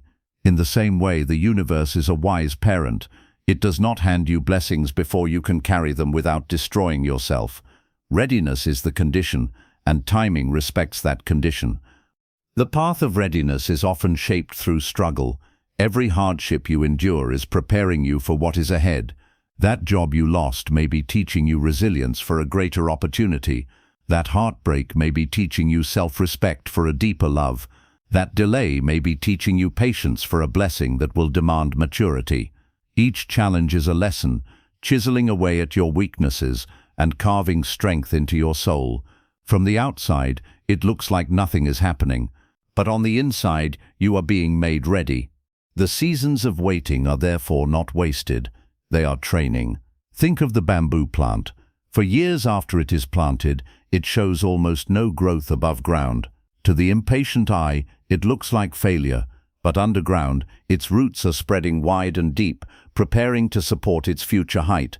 And then suddenly, after years of hidden growth, bamboo can shoot up several feet in a matter of weeks.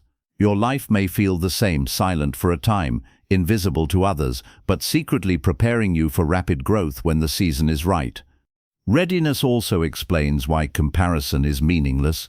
The person who seems ahead of you is not better, they are simply in a different stage of readiness. They may have already endured struggles that prepared them, or their blessings may look grand now, but may not last because they were not truly ready. Your journey cannot be compared because your preparation is unique. The challenges you face, the lessons you must learn, the inner growth required, all of these are designed for you alone. To compare is to forget that your readiness is unfolding at its own pace. Trusting readiness also helps you forgive yourself. Many people carry regret, saying, "If only I had known earlier. If only I had been wiser before." But the truth is, you could not have known what you know now without the journey you lived. Wisdom does not arrive by demand. It arrives through experience. If you learned later, it means that is when you were ready to learn. The past was not wasted, it was part of your preparation. Even mistakes served as training. Nothing was in vain. This perspective also transforms how you view opportunities. Instead of rushing into everything that glitters, you begin to ask, "Am I truly ready for this?" If the answer is no, you have the humility to wait. And if the answer is yes, you step forward with confidence because you know you have been prepared. This discernment prevents you from grasping at things that would only harm you and aligns you with the opportunities that truly fit your soul. Buddhism speaks often of causes and conditions. Every result depends on both the causes you create through effort and the conditions that ripen with time. Readiness is the harmony of causes and conditions within you. You create causes by working on yourself, by learning, by practicing discipline, by healing, by cultivating compassion. But the conditions, the alignment of time, place, people, ripen on their own schedule. When both align, the result appears naturally, without force. Until then, impatience is futile. This is why some of the greatest blessings in your life arrive unexpectedly. You may not have planned them, but your readiness attracted them. A teacher appears just as you are open to learn. A friend enters when your heart is ready to receive support. An opportunity presents itself when your skills have quietly matured. Life does not forget you. It waits for the harmony of readiness. Even endings serve readiness. When someone leaves, when a chapter closes, it is often because you are being prepared for something else. Letting go is part of readiness too. You cannot carry the old and the new at the same time. Life removes what no longer fits, even if you resist, so that you are ready to receive what does. Readiness is not only about gaining, it is also about releasing. So how do you live this truth? By focusing less on demanding outcomes and more on preparing yourself. Instead of asking, "When will this happen?" ask, "How can I grow into the person who can receive it?"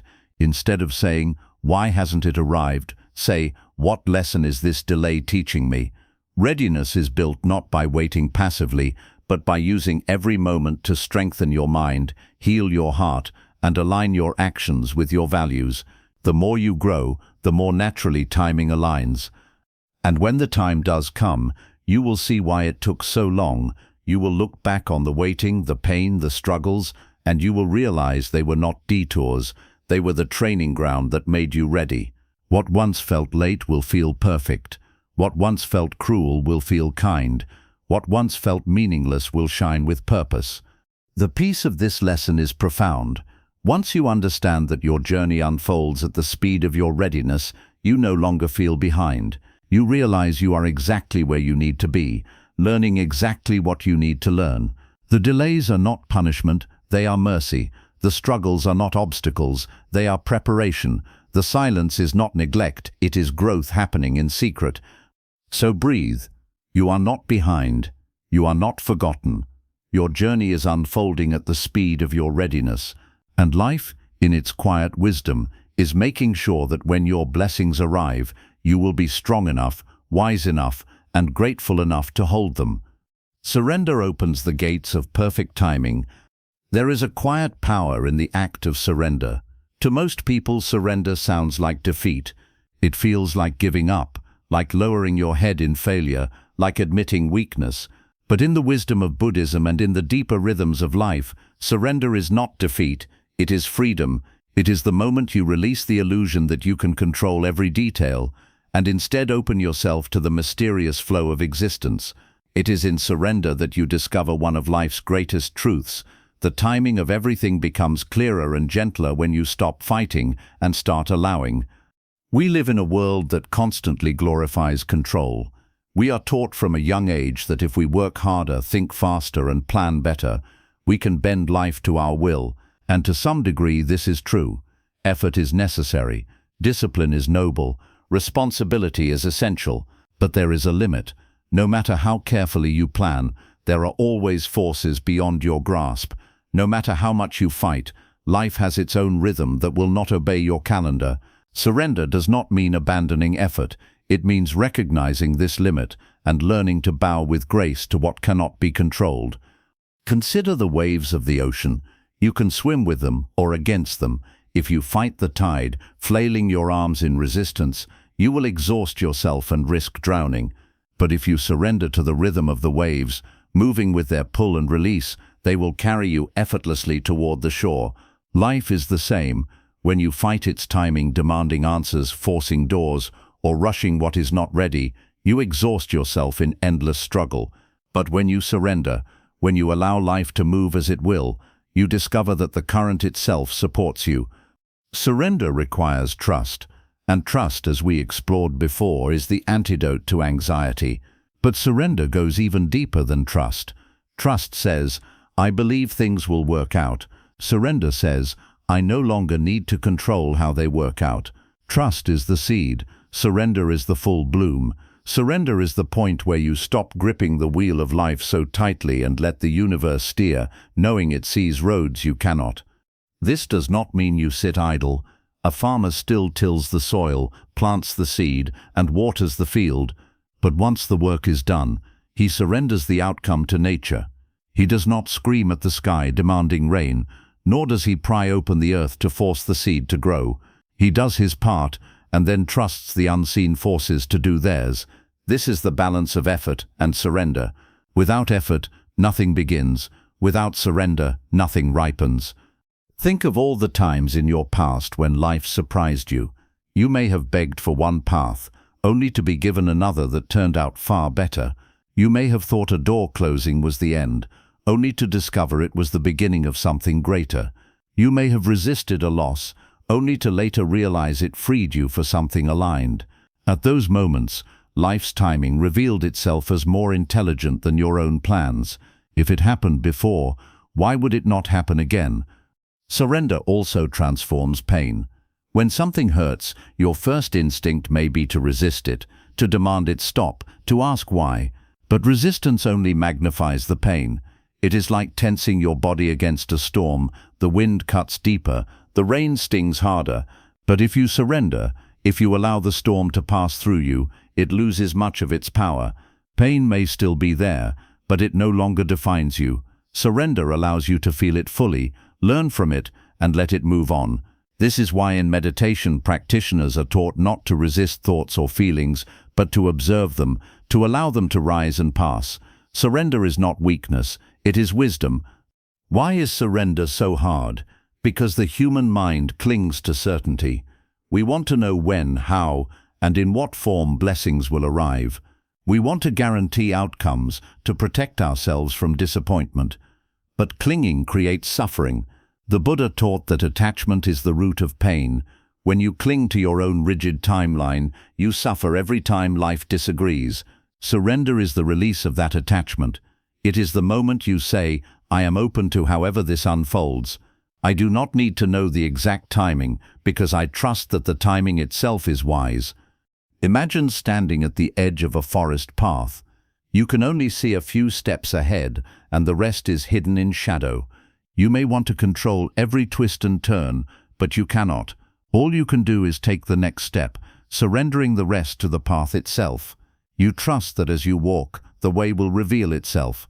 This is life. Surrender is walking forward without needing to see the entire map, knowing the path will unfold step by step. Surrender also heals relationships. Much of our conflict with others comes from trying to control them, demanding they act, think, or love the way we want.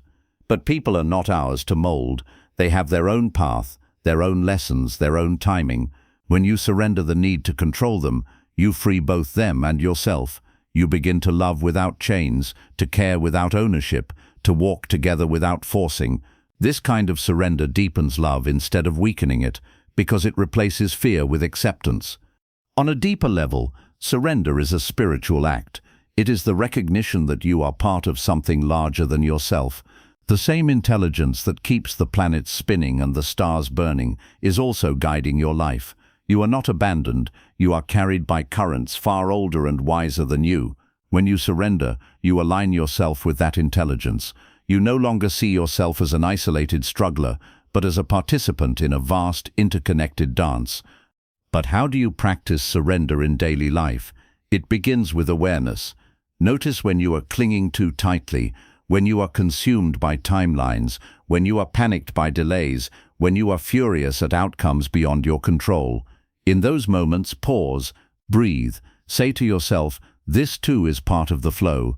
I will do my part, but I surrender the rest. Even small acts of letting go build the muscle of surrender. When you live with surrender, your experience of timing changes completely. Delays no longer feel like punishments.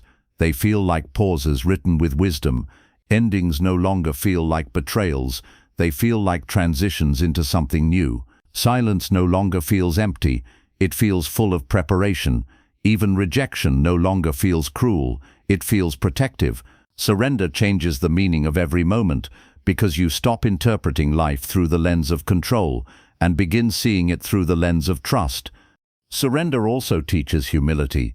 It reminds you that you are not the center of the universe, but neither are you forgotten. You are a part of the great unfolding, a thread in the vast tapestry of existence. Your role matters, but it is not the whole picture. When you surrender, you bow to this truth with grace. You stop demanding that life obey your ego and instead align your ego with life. This humility brings peace, because you no longer carry the impossible burden of controlling everything. Gratitude is also a form of surrender. When you give thanks for the present, you release the constant demand for more. You say, "What I have is enough for now, and I trust that more will arrive when I am ready." Gratitude surrenders impatience and aligns you with peace. Meditation is another doorway. When you sit in stillness, you practice surrender by letting go of control over your thoughts. You do not force them away, you let them rise and fall like waves. Each breath becomes a reminder that surrender is natural. You cannot control the breath completely, but you can trust it will continue. In this way, meditation becomes a daily practice of aligning with life's rhythm. Surrender does not mean you stop dreaming. Dreams are seeds and they are sacred. But instead of forcing them to bloom overnight, you surrender to the seasons. You nurture them, you water them, you prepare yourself, but you allow life to decide when the flower opens. This is why surrender is not defeat, it is partnership. You bring your effort and life brings its timing. Together they create harmony. Detours are part of the destination. In the end, surrender is the gateway to peace. The more you cling, the more you suffer. The more you surrender, the freer you become.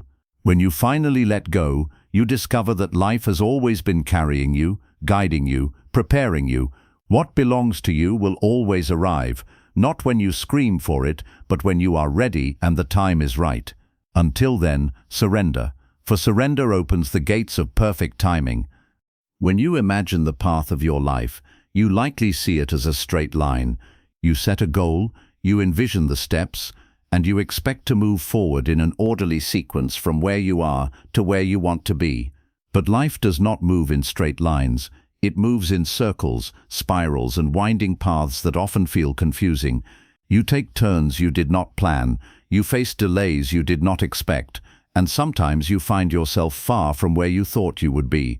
In those moments, it is easy to despair, to believe you are lost or that life has abandoned you. But Buddhism teaches that there are no wasted steps, no meaningless detours. Every turn, even the ones that feel wrong, is guiding you toward the destination your soul truly needs. A detour is not the end of the journey, it is part of it. Just as rivers do not flow in straight lines but curve and bend around rocks and mountains, so too does your life flow around obstacles. The river still reaches the ocean. The bends do not stop it, they shape it. In the same way, your detours are shaping you. They may take longer, they may feel inconvenient, but they are carving strength, wisdom, and depth into your soul. Without those detours, you would not be who you are becoming.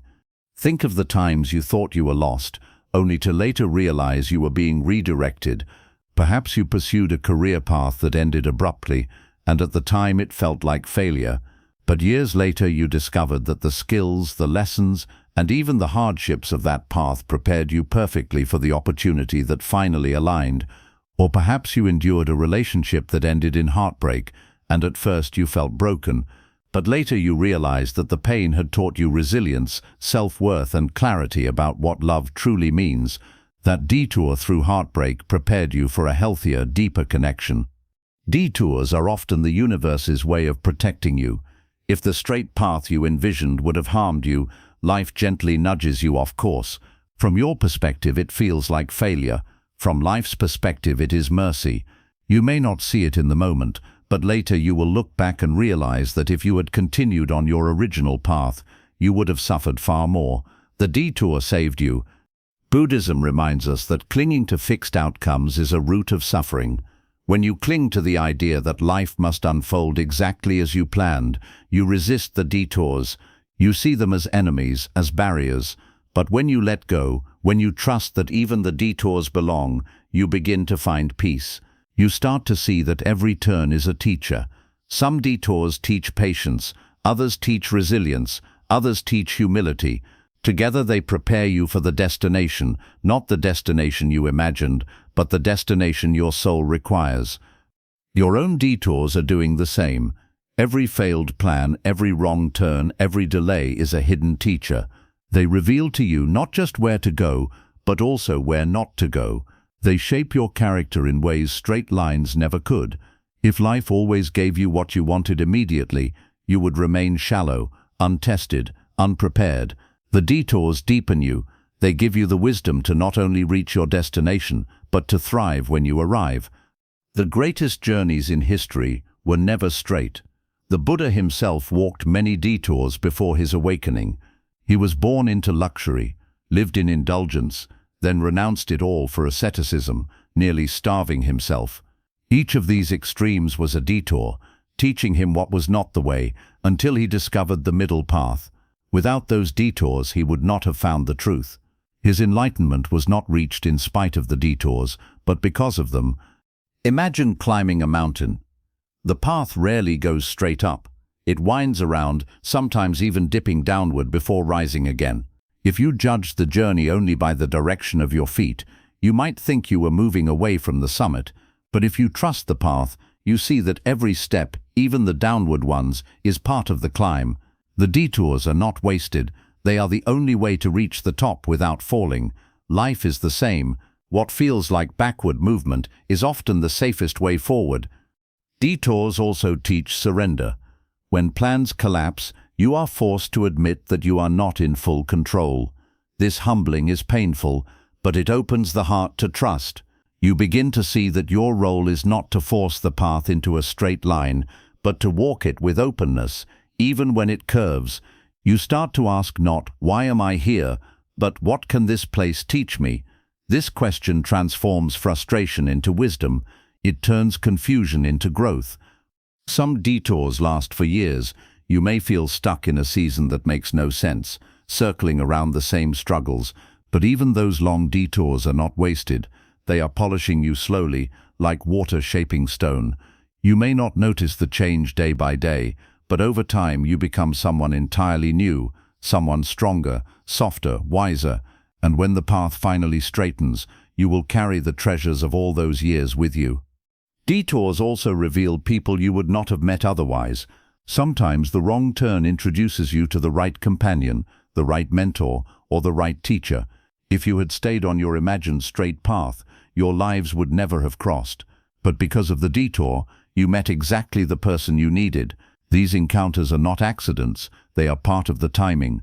The detour led you to them because they were essential for your journey. When you embrace detours, anxiety fades. You stop panicking every time life shifts direction. You begin to walk with calm, trusting that even if the road curves, it is still leading you somewhere meaningful. This does not mean you stop setting goals. It means you hold them loosely, knowing that the route may change, but the destination will still be reached. You no longer collapse when things don't go according to plan, because you realize there was never only one plan. Life has countless ways of carrying you forward. Think again of the river. A straight river would move too quickly, eroding the land, destroying the ecosystem. Its curves slow it down, allowing life to flourish along its banks. In the same way, your detours slow you down just enough for growth, healing, and preparation. They may frustrate you in the moment, but they are creating richness in your journey. So the next time you find yourself on a detour, pause, breathe. Instead of asking, "Why am I lost?" ask, "What is this teaching me? What am I being prepared for?" Trust that you are not lost at all. You are exactly where you need to be, walking the winding path that will one day make sense. When you finally reach your destination, you will not regret the detours. You will see that they were the very steps that made you strong enough, wise enough, and grateful enough to stand where you belong. Trusting life means trusting the unseen timing. Your destination has never forgotten you, but the path to it includes bends you did not expect. Trust them, walk them, honor them, for detours are not mistakes, they are part of the destination itself. The greatest struggle for many people is not the pain of waiting, not even the pain of loss, but the pain of uncertainty. The mind can endure suffering if it knows there is a reason, but what truly unsettles us is not knowing. When will things change? Why is this happening? Where is my blessing? Is life listening at all? In this space of uncertainty, anxiety grows like weeds, and the heart begins to doubt. Yet Buddhism teaches us that the most powerful trust is not trusting what you can see, but trusting what you cannot. True peace comes not when you know every answer, but when you learn to rest even in the unknown. The unseen timing of life is like the roots of a tree. You cannot see them, but they are there, spreading wide and deep, anchoring the tree, drawing in nourishment. To the eye, nothing appears to change. You may stare at the tree for weeks and believe it is stagnant, yet underground, an entire world of growth is unfolding, unseen but essential. Only when the roots are strong enough will the branches rise higher. In the same way, much of your journey is happening in the unseen. Life is arranging, aligning, preparing, not in ways visible to your eyes, but in ways vital for your soul. But the mind resists the unseen. It wants proof, evidence, clear signs that progress is being made, and when it cannot see, it assumes nothing is happening. This impatience is the root of despair. You mistake silence for absence, delay for denial, emptiness for meaninglessness, yet none of these are true. Life's timing is often invisible until it reveals itself suddenly, like a flower blooming overnight after months of hidden growth. The unseen is not empty, it is full. Consider the seed in the soil. When you plant it, you see nothing for days, even weeks. If you are impatient, you may dig it up, declaring it dead. But in reality, the seed was alive the whole time, breaking open, pushing roots into the darkness, preparing to rise. If you had only trusted the unseen work, you would have witnessed its growth. This is life. Your blessings, your opportunities, your transformation are often seeds buried in the unseen. You cannot watch their every move, but if you trust, one day you will see them bloom. Think back on your own past. How many times did you believe nothing was happening, only to later realize everything was happening in silence? Perhaps you prayed, worked, and hoped for something, and for months nothing seemed to change. Then suddenly doors opened, people appeared, opportunities unfolded. It felt sudden, but in reality, life had been aligning it quietly all along. The unseen timing was working even while you doubted. If it happened before, it can happen again. Buddhism reminds us that suffering often comes from craving certainty. We want guarantees, but life offers no contracts. We want to control outcomes, but outcomes are shaped by countless causes and conditions beyond us. This truth can feel frightening, but it is also liberating. If you accept that you cannot see everything, you stop exhausting yourself with impossible demands. You stop needing to know every answer right now. Instead, you learn to rest in faith, to let the unseen be unseen until the time is right. The unseen also protects you. If you could see every detail of the future, you would panic. Imagine knowing every loss before it came, every failure before it happened. The weight would crush you. Life hides certain things not to punish you, but to protect your peace. The unseen is mercy. It allows you to live today fully without being paralyzed by tomorrow. Trusting unseen timing means believing that even what is hidden serves you. Silence itself is one of the greatest forms of unseen timing. When life is quiet, when prayers feel unanswered, when nothing moves, you may think life has abandoned you, but silence is often the deepest form of preparation. It is in silence that you grow stronger, that you face yourself, that you develop patience. Just as a musician pauses between notes to create beauty, life pauses between chapters to prepare the rhythm of what comes next. Without silence there is no music, only noise. Without unseen pauses there is no harmony in your life. Many people live restless lives because they cannot accept what they cannot see. They demand signs, proof, evidence that their desires are on the way, and when they do not see them, they spiral into despair. But the truth is, signs often appear last, not first. The roots grow long before the sprouts. The foundation is built long before the house is visible. If you can learn to trust without signs, you will carry a peace that others cannot. Stories across cultures echo this truth. The farmer who waits patiently for the harvest, the sailor who trusts the winds, the monk who sits in silence, all embody the wisdom of trusting what cannot be seen. Their patience is not passivity, it is strength. It takes far more courage to rest in the unseen than to grasp in panic. Trusting unseen timing requires humility. It is the humility to admit that you do not know everything, and you do not need to. It is the courage to accept that life is wiser than your plans. It is the grace to walk forward even when the path ahead is dark, trusting that the next step will reveal itself when needed. Humility says, I do not see it yet, but I trust that it is unfolding. Even your pain is part of unseen timing. While you suffer, it may feel meaningless, but later when the season shifts, you see how it shaped you, how it prepared you, how it built compassion in your heart. Pain plants seeds of wisdom that only bloom later. What you cannot see now is the fruit of what you are enduring. Trust that it is not wasted. Trusting unseen timing also frees you from envy. When others seem ahead, it is easy to despair, forgetting that your unseen work may still be preparing. You cannot see their struggles, just as they cannot see your growth. Everyone's unseen timing is unique. Comparing is pointless, because what blooms for them now may bloom for you later. Your roots may be growing even deeper, preparing for a greater bloom. So how do you practice this trust? Begin by shifting your focus from outcomes to presence. Instead of constantly asking, when will it happen? Ask, how can I live this moment well? Each moment lived with awareness becomes part of your preparation. Each step taken with integrity strengthens your roots. You do not need to see the whole picture, you only need to walk the step before you. Meditation helps here. In meditation you close your eyes to the visible world and enter the unseen world within. You sit in silence, watching thoughts rise and pass. You cannot control their timing, but you learn to trust that they will settle. This practice teaches you to rest in the unseen, to accept what is hidden, to let go of the need to know. Over time, you carry this acceptance into life itself. Ultimately, trusting unseen timing is about surrender. It is the surrender of control, the surrender of certainty, the surrender of impatience. It is opening your hands and saying, I may not see it, but I know it is coming. I may not understand it, but I know it has purpose.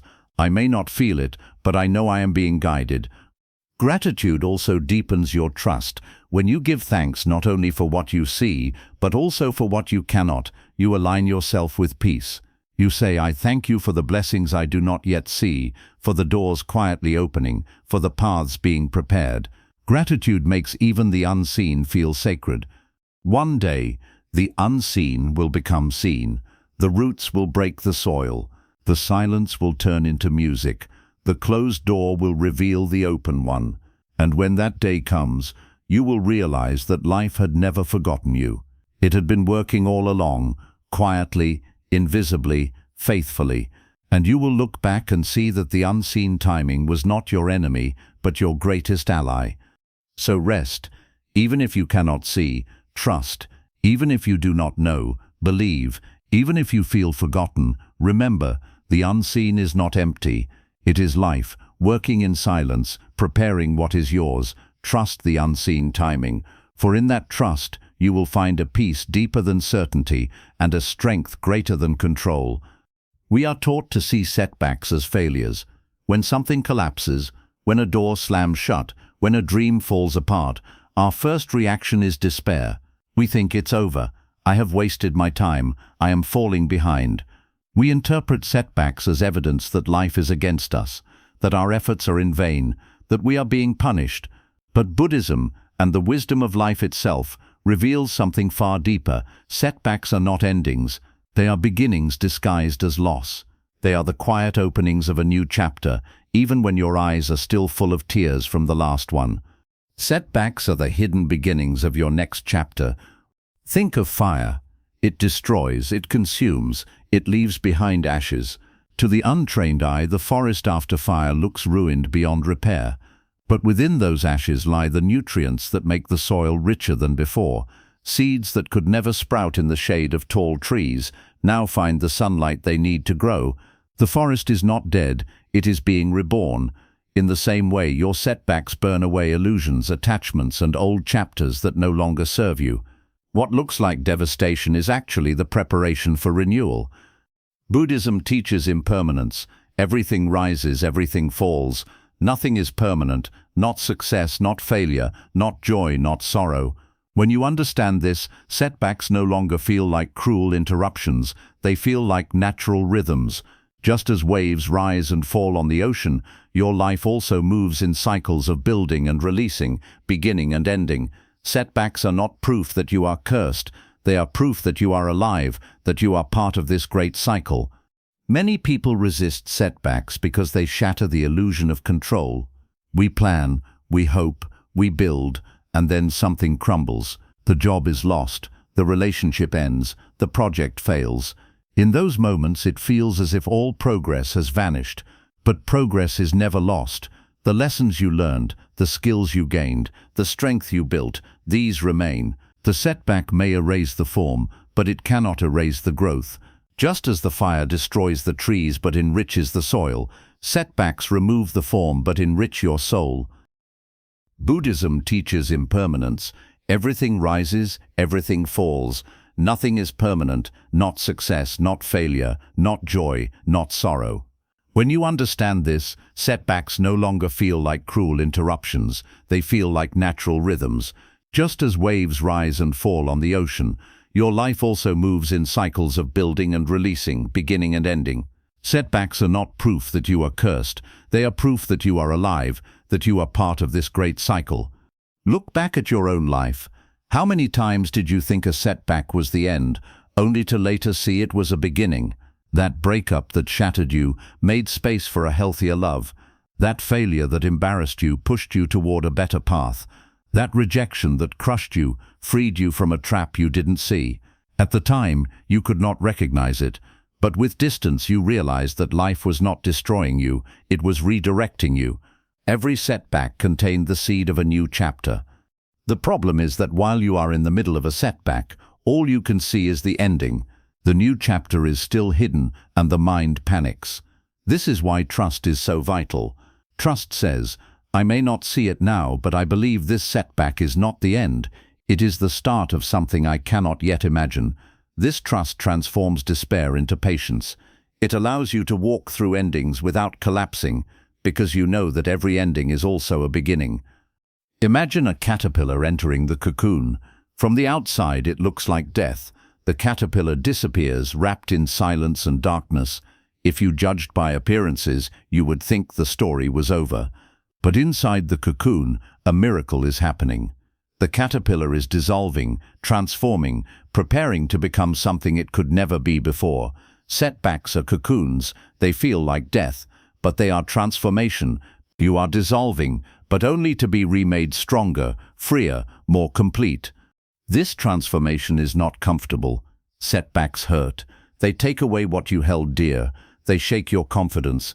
They make you question yourself. But comfort was never the goal of life. Growth was. And growth often hides in discomfort. The seed must break before it grows. The soil must be plowed before it bears fruit. The heart must crack before it can expand. Pain is not an interruption to growth. It is the doorway to it. The greatest teachers and leaders of history were all shaped by setbacks. The Buddha's path to enlightenment was full of them. He left his palace, endured years of hardship, nearly destroyed his body through extreme asceticism, only to realize it was not the way. That was a setback, a failure of the path he had chosen. But it was precisely that failure that revealed to him the middle way, the path of balance that led to enlightenment. Without the setback, there would have been no awakening. Your own setbacks carry the same potential. The project that fails may be the very thing that pushes you toward your true calling. The rejection may be the force that frees you for a greater opportunity. The loss may be the event that awakens strength you never knew you had. The setback is not random. It is guidance in disguise. But how do you live this truth when the setback is fresh, when the pain is raw, when the future feels uncertain? First, allow yourself to grieve. Pretending it doesn't hurt only deepens the wound. Feel the loss, cry the tears, acknowledge the pain, but then slowly remind yourself, this is not the end, this is a turning. Begin to look not only at what has been taken, but also at what may now be possible. Ask yourself, what is life making space for? What is being planted in the ashes of what I lost? This shift does not erase the pain, but it softens it. It reminds you that you are not being punished, you are being prepared. The setback is carving space in your life for something new. Without it, there would be no room for the next chapter. Setbacks also build resilience. Every time you fall and rise again, you prove to yourself that you are unbreakable. You may bend, but you do not shatter. You may stumble, but you still walk forward. Each setback adds another layer of strength, another depth of wisdom, another reason to trust yourself. One day, when you look back, you will realize that the setbacks did not weaken you, they forged you. Gratitude can also transform how you see setbacks. It may seem impossible to be grateful for loss or failure, but gratitude does not mean pretending to enjoy pain. It means recognizing the hidden gifts inside it. Gratitude says, I do not understand this yet, but I trust it has meaning. I thank life for protecting me from what I cannot see. I thank life for making me stronger through this trial. With gratitude, even setbacks become sacred. So the next time you face a setback, pause before declaring it the end. Remember that endings are illusions. Every fire enriches the soil. Every cocoon hides transformation. Every fall teaches you to rise. Life never forgets your destiny. It only redirects you toward it. The setback is not punishment. It is preparation. It is not loss. It is renewal. It is not the end. It is the hidden beginning of your next chapter. Trust this truth, and your despair will soften into patience. Trust this truth, and your panic will turn into peace. Trust this truth, and you will walk through setbacks with dignity, knowing that life is not against you, it is for you, even here, even now. One day you will look back on this setback with gratitude. You will see how it shaped you, how it protected you, how it prepared you. You will realize that without it, you would not be where you are. And you will whisper to yourself, it was never the end, it was always the beginning. Patience turns waiting into power. Waiting is one of the hardest experiences for the human heart. We live in a world that glorifies speed, fast food, instant messages, same-day delivery, quick results. Everywhere you look, you are told that faster is better, that if something takes too long, it must not be worth it. This mindset infects our souls. When life asks us to wait, we panic. We see waiting as wasted time, as punishment, as proof that we are falling behind. But Buddhism and the wisdom of nature teach us the opposite. Waiting is not wasted. Waiting is the hidden classroom of the soul. Patience is not weakness, it is power. And those who learn to wait with patience discover strength and clarity that the restless will never know. Patience is not simply enduring time while gritting your teeth. That is endurance, not patience. True patience is a calm trust in the process. It is the ability to sit in the silence of waiting without filling it with panic or despair. It is a strength that comes from knowing that life is always moving, even when you cannot see it. To be patient is to recognize that timing has its own rhythm, and that rhythm will never forget you. Think of a tree again. You cannot demand that it grow faster. You cannot scream at it to sprout branches overnight. Growth is slow, steady, deliberate. Every ring of wood, every root spreading deeper, every leaf unfurling takes time. Yet no one looks at a tree and says, it is failing because it is slow. We accept that its timing is perfect. We trust its rhythm. Why do we not give ourselves the same grace? Why do we call ourselves failures simply because we are not blooming as quickly as we expected? The truth is, you are also a tree. Your roots are deepening, your branches are strengthening, your bloom is coming. Patience is learning to honor your own rhythm without panic. Without patience, you destroy your blessings. Imagine harvesting fruit before it is ripe. It looks promising, but when you bite into it, it is sour, bitter, and hard. You did not allow it the time it needed. In the same way, blessings grabbed too early can turn into burdens. Love entered too soon becomes heartbreak. Success taken too quickly becomes arrogance. Opportunities forced before readiness become overwhelming. Patience ensures that what you receive is ripe, sweet, and sustainable. Buddhism reminds us that craving is the root of suffering. Craving says, "I must have it now." Patience says, "It will arrive when it is ready." Craving creates anxiety. Patience creates peace. When you crave, every delay feels like torture. When you are patient, every delay feels like preparation. The outer situation may be the same, but the inner experience is completely different. This is why patience is power. It transforms suffering into peace, simply by shifting how you relate to time. Waiting is not passive. While you wait, you are being shaped. The unseen work we spoke of earlier is happening in silence. Your patience is training you. It is teaching you resilience, humility, gratitude, and trust. Each moment of waiting stretches your soul, making you capable of holding more when the blessing finally arrives. The impatient heart collapses when storms come. The patient heart endures, steady as a mountain. This steadiness is not given for free. It is forged in the fire of waiting. Consider the skill of meditation. When you first begin, the mind resists. It races, it wanders, it complains. You may sit for minutes that feel like hours, waiting for stillness to come. But through patience, you begin to notice a shift. Slowly the noise quiets. Slowly you find peace. If you give up too soon, you never experience it. But if you are patient, the stillness reveals itself. Meditation is a mirror of life. The peace is always there, but only patience uncovers it. Waiting also reveals what truly matters. When you are forced to wait, your illusions are tested. If you are waiting for success, do you still value growth when results are slow? If you are waiting for love, do you still value self-respect when companionship is delayed? Waiting strips away shallow desires and reveals which ones are deep enough to endure. It clarifies what is essential and what is not. This is why patience is not wasted. It refines your heart. Many people give up just before the breakthrough. They lose patience, abandon their path, and declare life unfair. Yet often, the moment of arrival was close.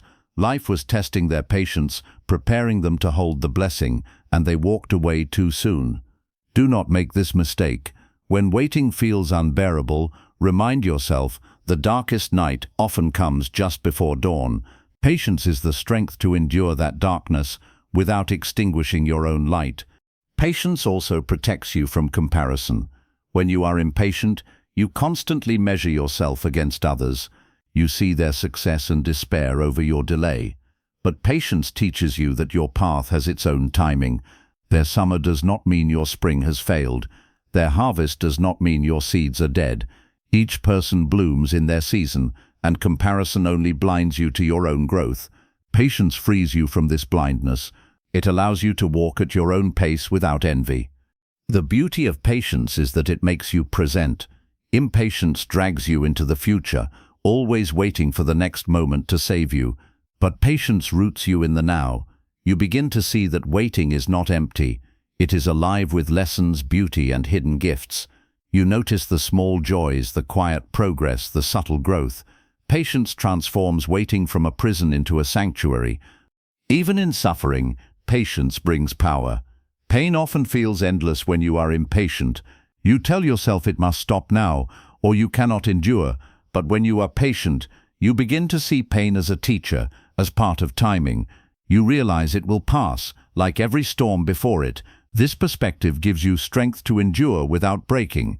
Pain plus impatience equals despair. Pain plus patience equals resilience.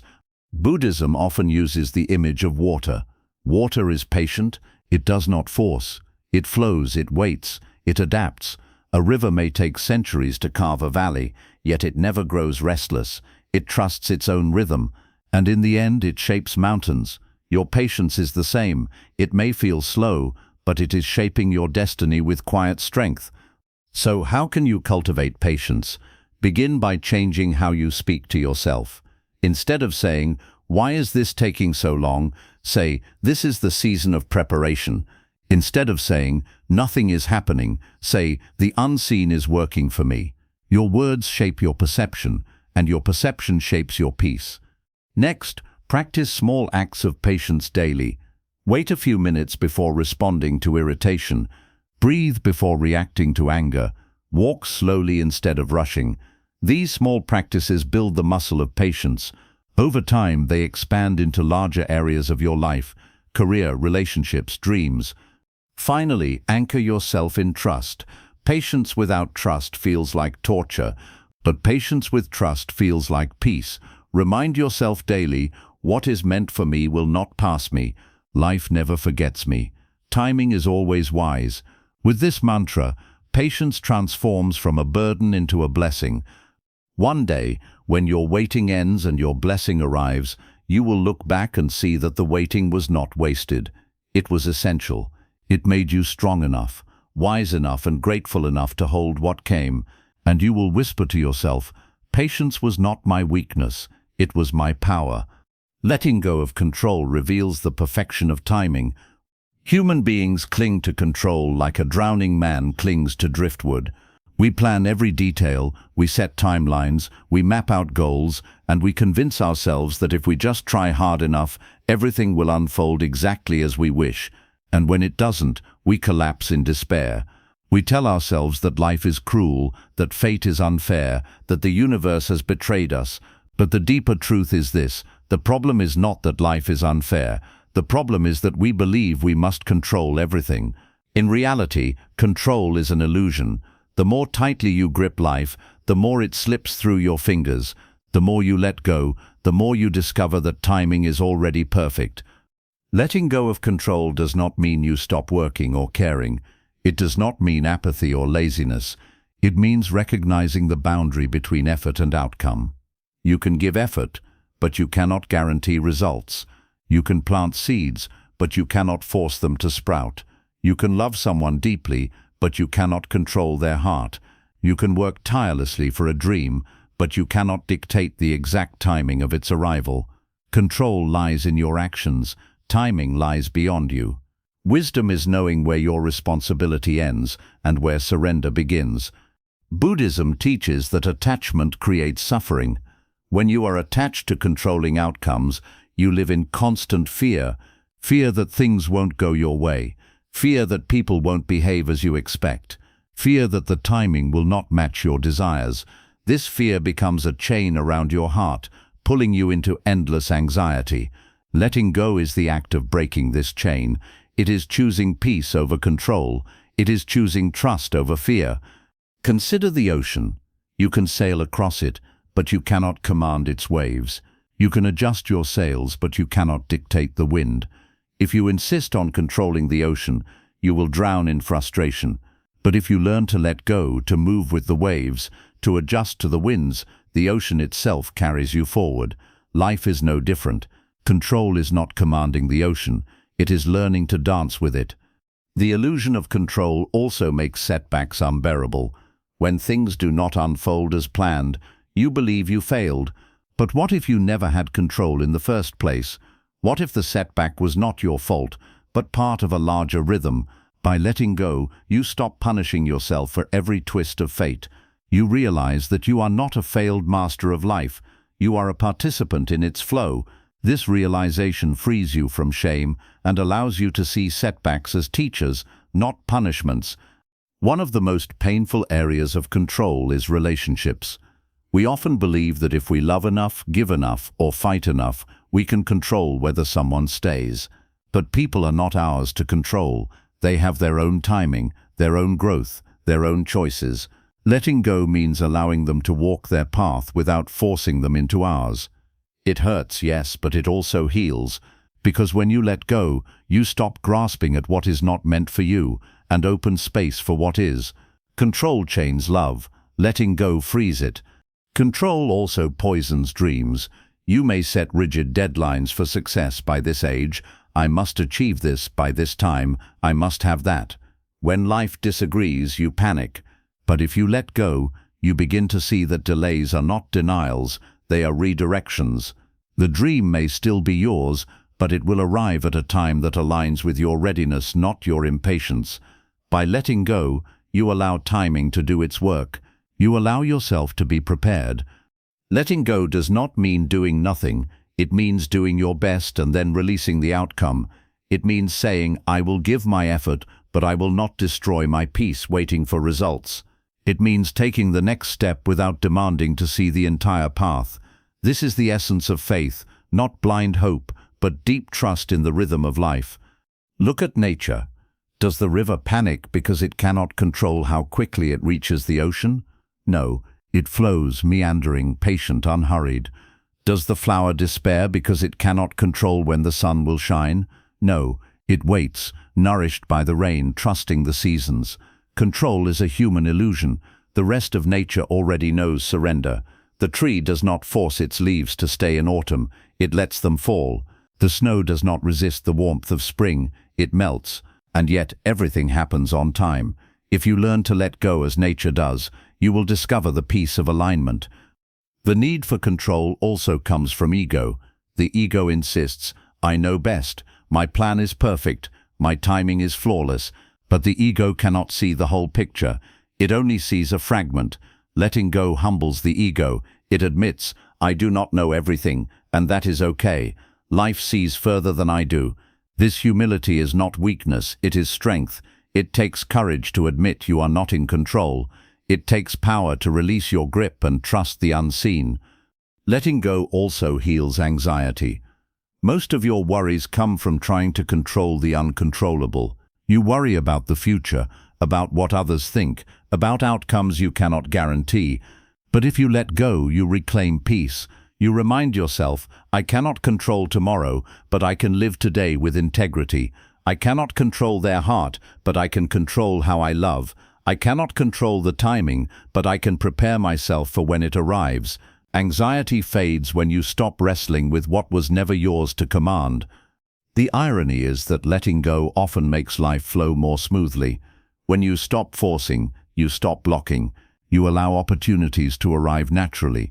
You create space for blessings instead of choking them with desperation. Letting go is like opening your hands. Only then can life place something new in them. If your fists are clenched around control, your hands are too full to receive. So how do you practice letting go? Begin with awareness. Notice where you are grasping too tightly, where your mind insists on controlling the uncontrollable. Ask yourself, is this within my power, or is this beyond me? If it is within your power, act. If it is beyond you, release. This simple practice can transform your peace. Meditation is another teacher of letting go. When you sit, you watch thoughts rise and fall. At first, you try to control them, to silence them, to make them stop. But eventually you realize you cannot. Thoughts will come and go like clouds in the sky.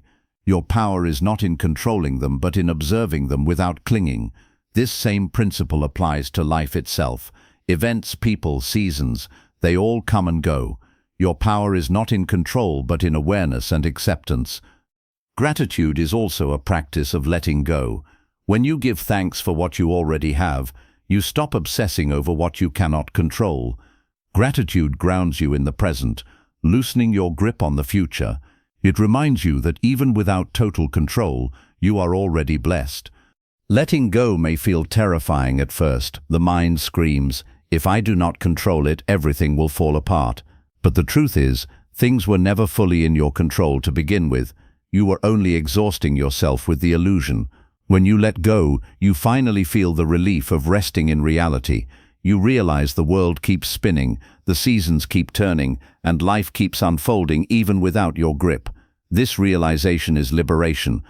One day, when you look back, you will see that the things you tried hardest to control were the very things that caused you the most suffering.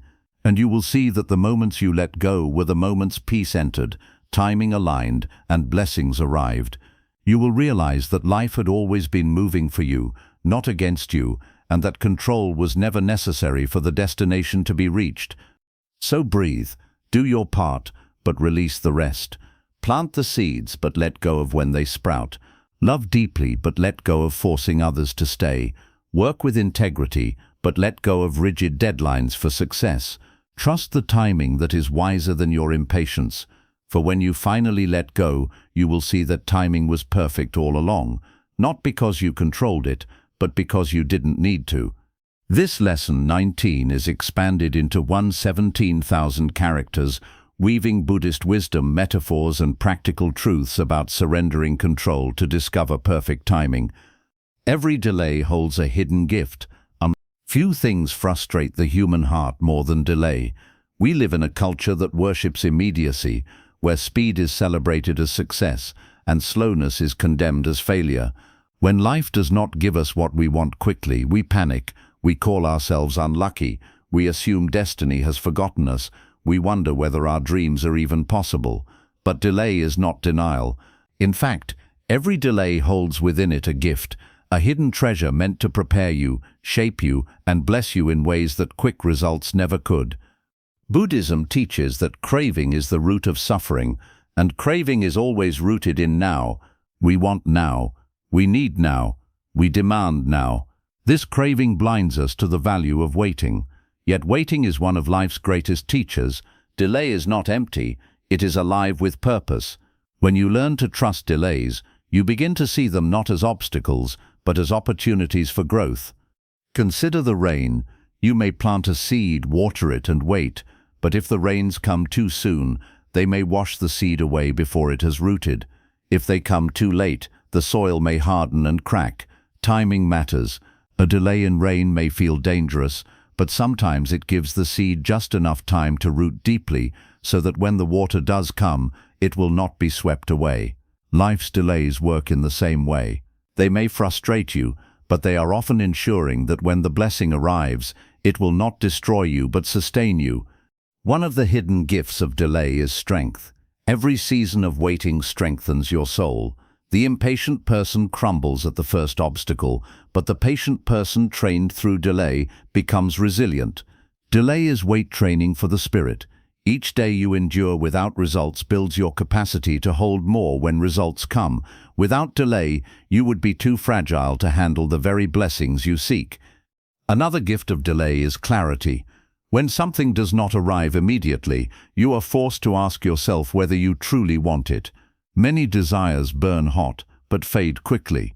If they were given instantly, you would waste them. Delay tests the depth of your longing.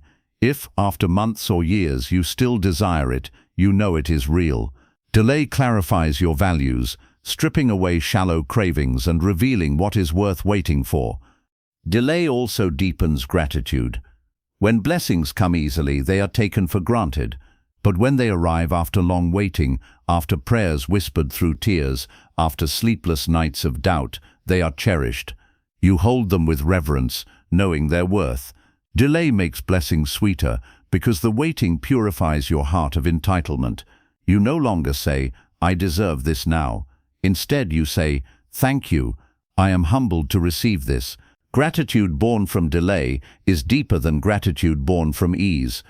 Buddhism often speaks of impermanence, but impermanence also means that timing is fluid. Life does not rush. It unfolds at the pace of conditions ripening. You cannot eat fruit before it is ripe without damaging both yourself and the fruit. In the same way, if life gave you everything instantly, it would not be ripe for you. Delay is the ripening process. It ensures that when the blessing arrives, it is in its fullest form and you are in your fullest readiness.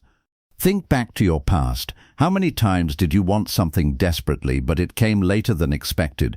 And when it did, you realized that if it had come earlier, you would not have been ready, or it would have fallen apart. That job that took years to find became sustainable because you had gained experience first. That relationship that arrived after heartbreaks became healthy because you had healed. That opportunity that seemed late arrived exactly when you had matured enough to handle it. Delay was not your enemy, it was your teacher. But in the moment, delay feels cruel. The mind races with questions. Why not now? Am I forgotten? Am I being punished? These questions poison the waiting. The challenge is to reframe them. Instead of asking, "Why is this delayed?" ask, "What is this delay teaching me? What is the gift hidden here?" This single shift transforms despair into curiosity, frustration into growth. Delay often teaches humility. It reminds you that you are not the master of the universe, that timing is larger than your control. This humility softens your ego and opens your heart to trust. You begin to see yourself not as a failed controller, but as a participant in something greater. Humility is painful at first, but it is a gift because it makes you teachable, adaptable, and open. Delay also protects. Many things you think you want would actually harm you if they came too soon. Wealth without wisdom becomes destruction. Love without healing becomes attachment. Success without grounding becomes arrogance. Delay protects you by holding back the blessing until you are ready. You may see it as punishment, but in reality, it is mercy. This protective nature of delay is often invisible. You may never know what you were saved from. The opportunity that didn't arrive may have been a trap. The relationship that was delayed may have spared you years of pain. The journey that slowed down may have kept you safe from harm. The unseen is full of protection, and delay is its most common form. Buddhism uses the image of water flowing downstream. If you dam the water too soon, it bursts violently, destroying the banks. But if you guide it with patience, it nourishes the fields. Timing matters. Delay is the gentle holding back of the waters until the right moment. It may feel like withholding, but it is actually alignment. So how do you live with delays? First, accept them. Resistance only creates suffering. If you spend every day shouting at the calendar, you only deepen your pain. Acceptance says, this is the season of waiting. It is not wasted. It has purpose. Acceptance turns delay into peace. Second, use the delay. Waiting is not empty. It is time to prepare, to grow, to heal, to strengthen. If you use the delay, you arrive at the blessing ready. If you waste the delay in bitterness, you arrive unprepared. Ask yourself, how can I use this waiting to become who I need to be? This question transforms delay into training. Third, trust the unseen. Remember the seed. Remember the roots. Remember that what you cannot see is often more important than what you can. Trust that silence is not absence, and delay is not denial. Life is still moving, even in stillness. Finally, practice gratitude now. Gratitude for the delay itself. Say, thank you for holding back what I am not ready for. Thank you for preparing me quietly. Thank you for protecting me through delay. Gratitude transforms delay into a blessing even before the blessing arrives. The peace that comes from trusting delay is profound. You no longer panic when things take time. You no longer collapse when timelines shift. You begin to see that every delay is a form of love, shaping you, preparing you, aligning you. You stop rushing, stop comparing, stop despairing. Instead, you walk calmly, knowing that nothing truly yours can be late. One day, when your blessing finally arrives, you will look back on the delay with gratitude. You will see how it made you strong, how it gave you clarity, how it deepened your gratitude, how it protected you. You will realize that if it had arrived earlier, it would not have lasted, but because it came after the delay, it is here to stay. And you will whisper to yourself, the delay was not wasted, it was the gift all along. Life's timing aligns when you align with yourself. We often speak of trusting life, trusting timing, trusting the universe, but there is a hidden truth at the center of this wisdom. Life's timing does not simply align randomly, it aligns when you do. The outer world reflects the inner world. The more scattered you are within, the more chaotic life feels without. The more aligned you are with your truth, your values, and your soul's calling, the more life seems to flow in harmony. Doors open naturally, people arrive effortlessly, opportunities unfold with surprising ease. What once felt like endless waiting suddenly feels like synchronicity. It is not that the universe suddenly remembers you, it is that you have remembered yourself. Buddhism teaches that suffering arises when we live out of alignment with our true nature, when you chase desires that are not yours, when you compare yourself endlessly to others, when you live only for approval or fear, you create inner division. One part of you longs for peace, while another runs after distraction. One part of you wants freedom, while another clings to comfort. In this division, timing feels against you. Blessings pass by unnoticed, opportunities are missed, and even when good things arrive, you sabotage them because you are not ready to receive. Alignment means wholeness, when your actions, thoughts, and heart move together in one direction. And when you live this way, life's timing becomes less of a mystery and more of a mirror. Think of a musical instrument. If it is out of tune, no matter how skilled the musician, the sound will clash and jar. But when it is tuned, even the simplest notes create harmony.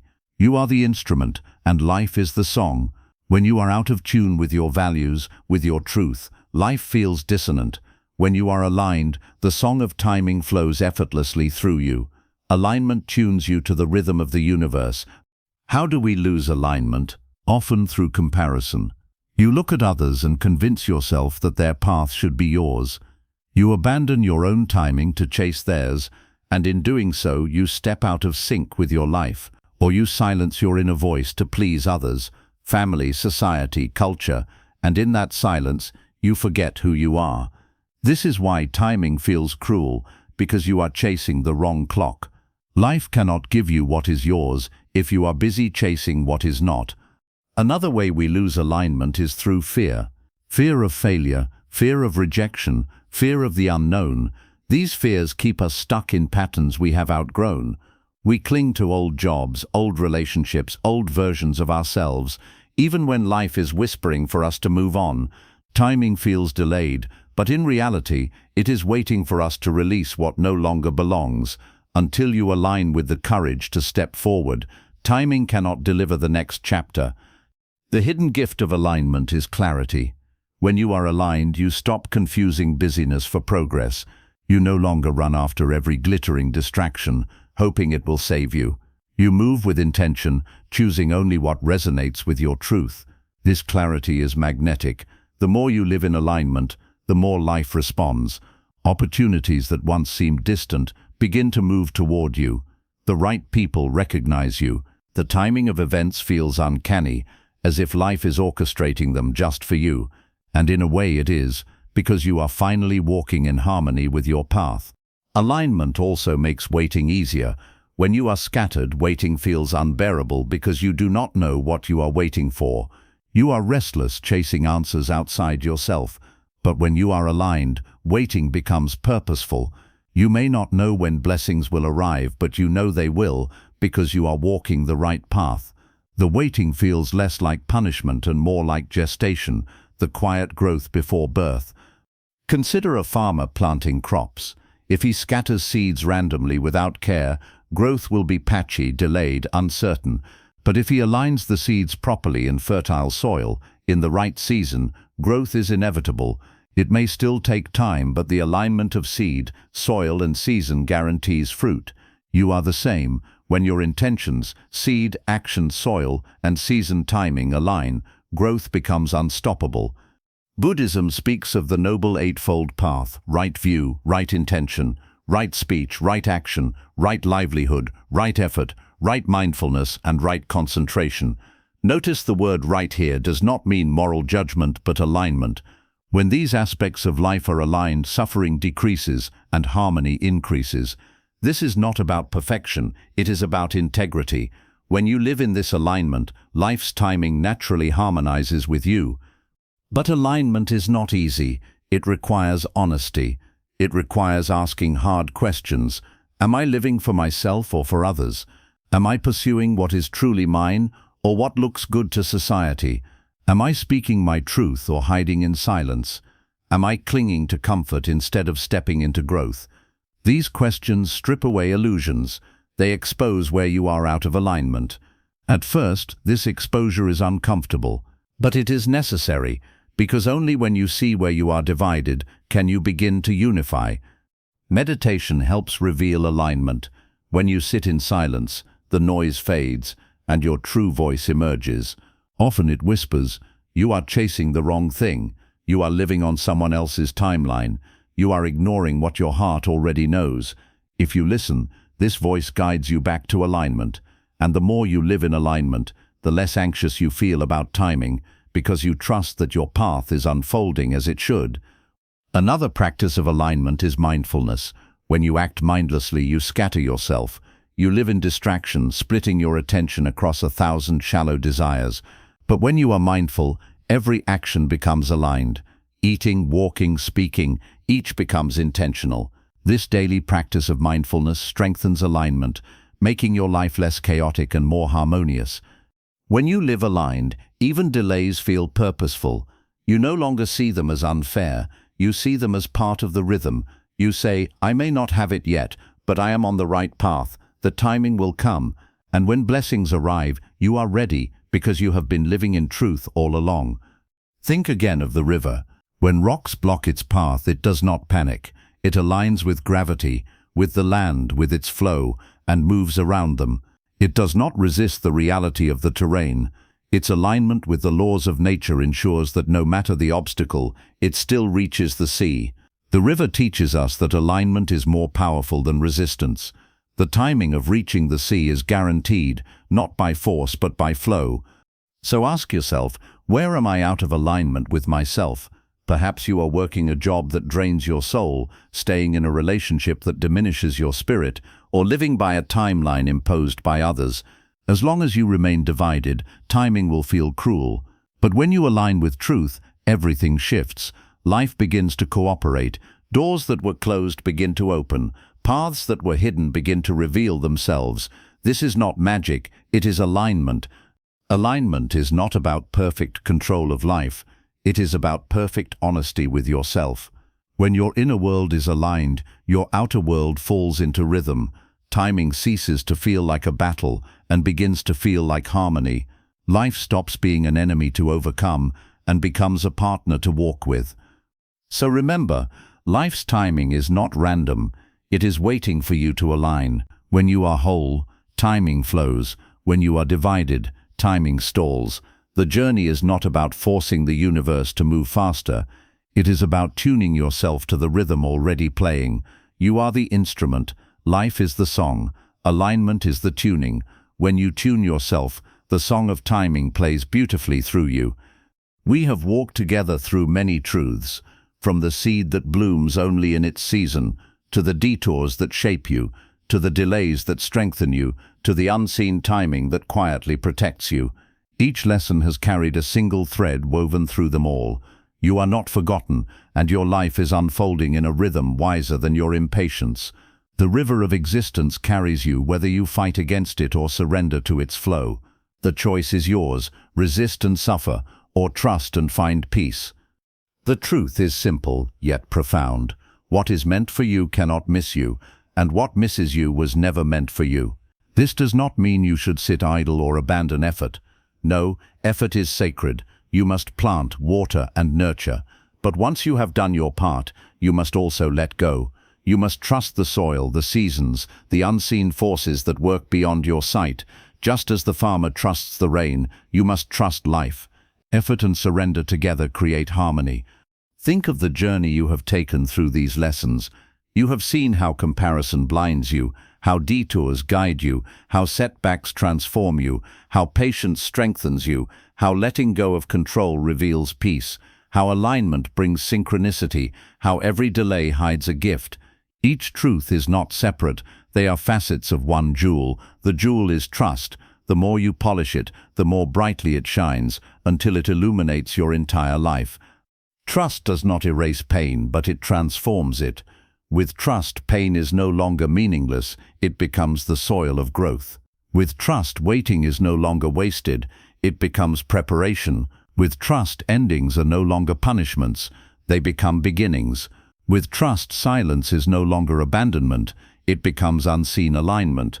Trust changes nothing in the outer world, but it changes everything in your inner world, and when the inner changes, the outer eventually follows.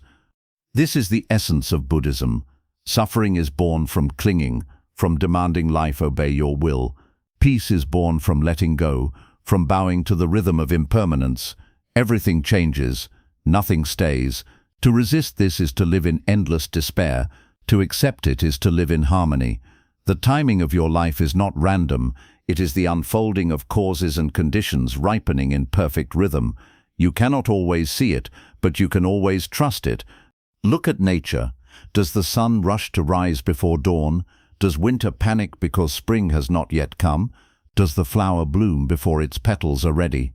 No, everything moves in harmony, and you too are part of this harmony. Your impatience may convince you otherwise, but your soul knows the truth. The timing of your life is as natural as the timing of the seasons. What is yours will bloom when you are ready, and not a moment sooner. So how do you live this truth now as you step away from these lessons? You begin with surrender. Each day when impatience rises, you breathe and remind yourself, I cannot control the timing, but I can trust it. Each day when comparison tempts you, you remind yourself, their season is not mine, but mine will come. Each day when setbacks wound you, you whisper, this is not the end, this is preparation. Slowly, these reminders reshape your mind, and with time, they reshape your life. Patience becomes your strength, gratitude becomes your anchor, trust becomes your peace, and surrender becomes your freedom. These are not small gifts, they are the foundation of a life lived without fear. One day, you will look back at your journey with new eyes. You will see how every delay, every detour, every setback was not wasted. You will realize that life had always been guiding you, not against you but for you. You will see that what once felt cruel was actually compassion, and you will whisper with gratitude it was always on time. So let go. Trust the timing of your life. Stop demanding that blessings arrive by your calendar. Stop resenting the silence. Stop fearing the unseen. Instead, walk gently, patiently, faithfully. Do your part, and let life do the rest. For life never forgets what belongs to you. It is only a matter of time, and time itself is never late.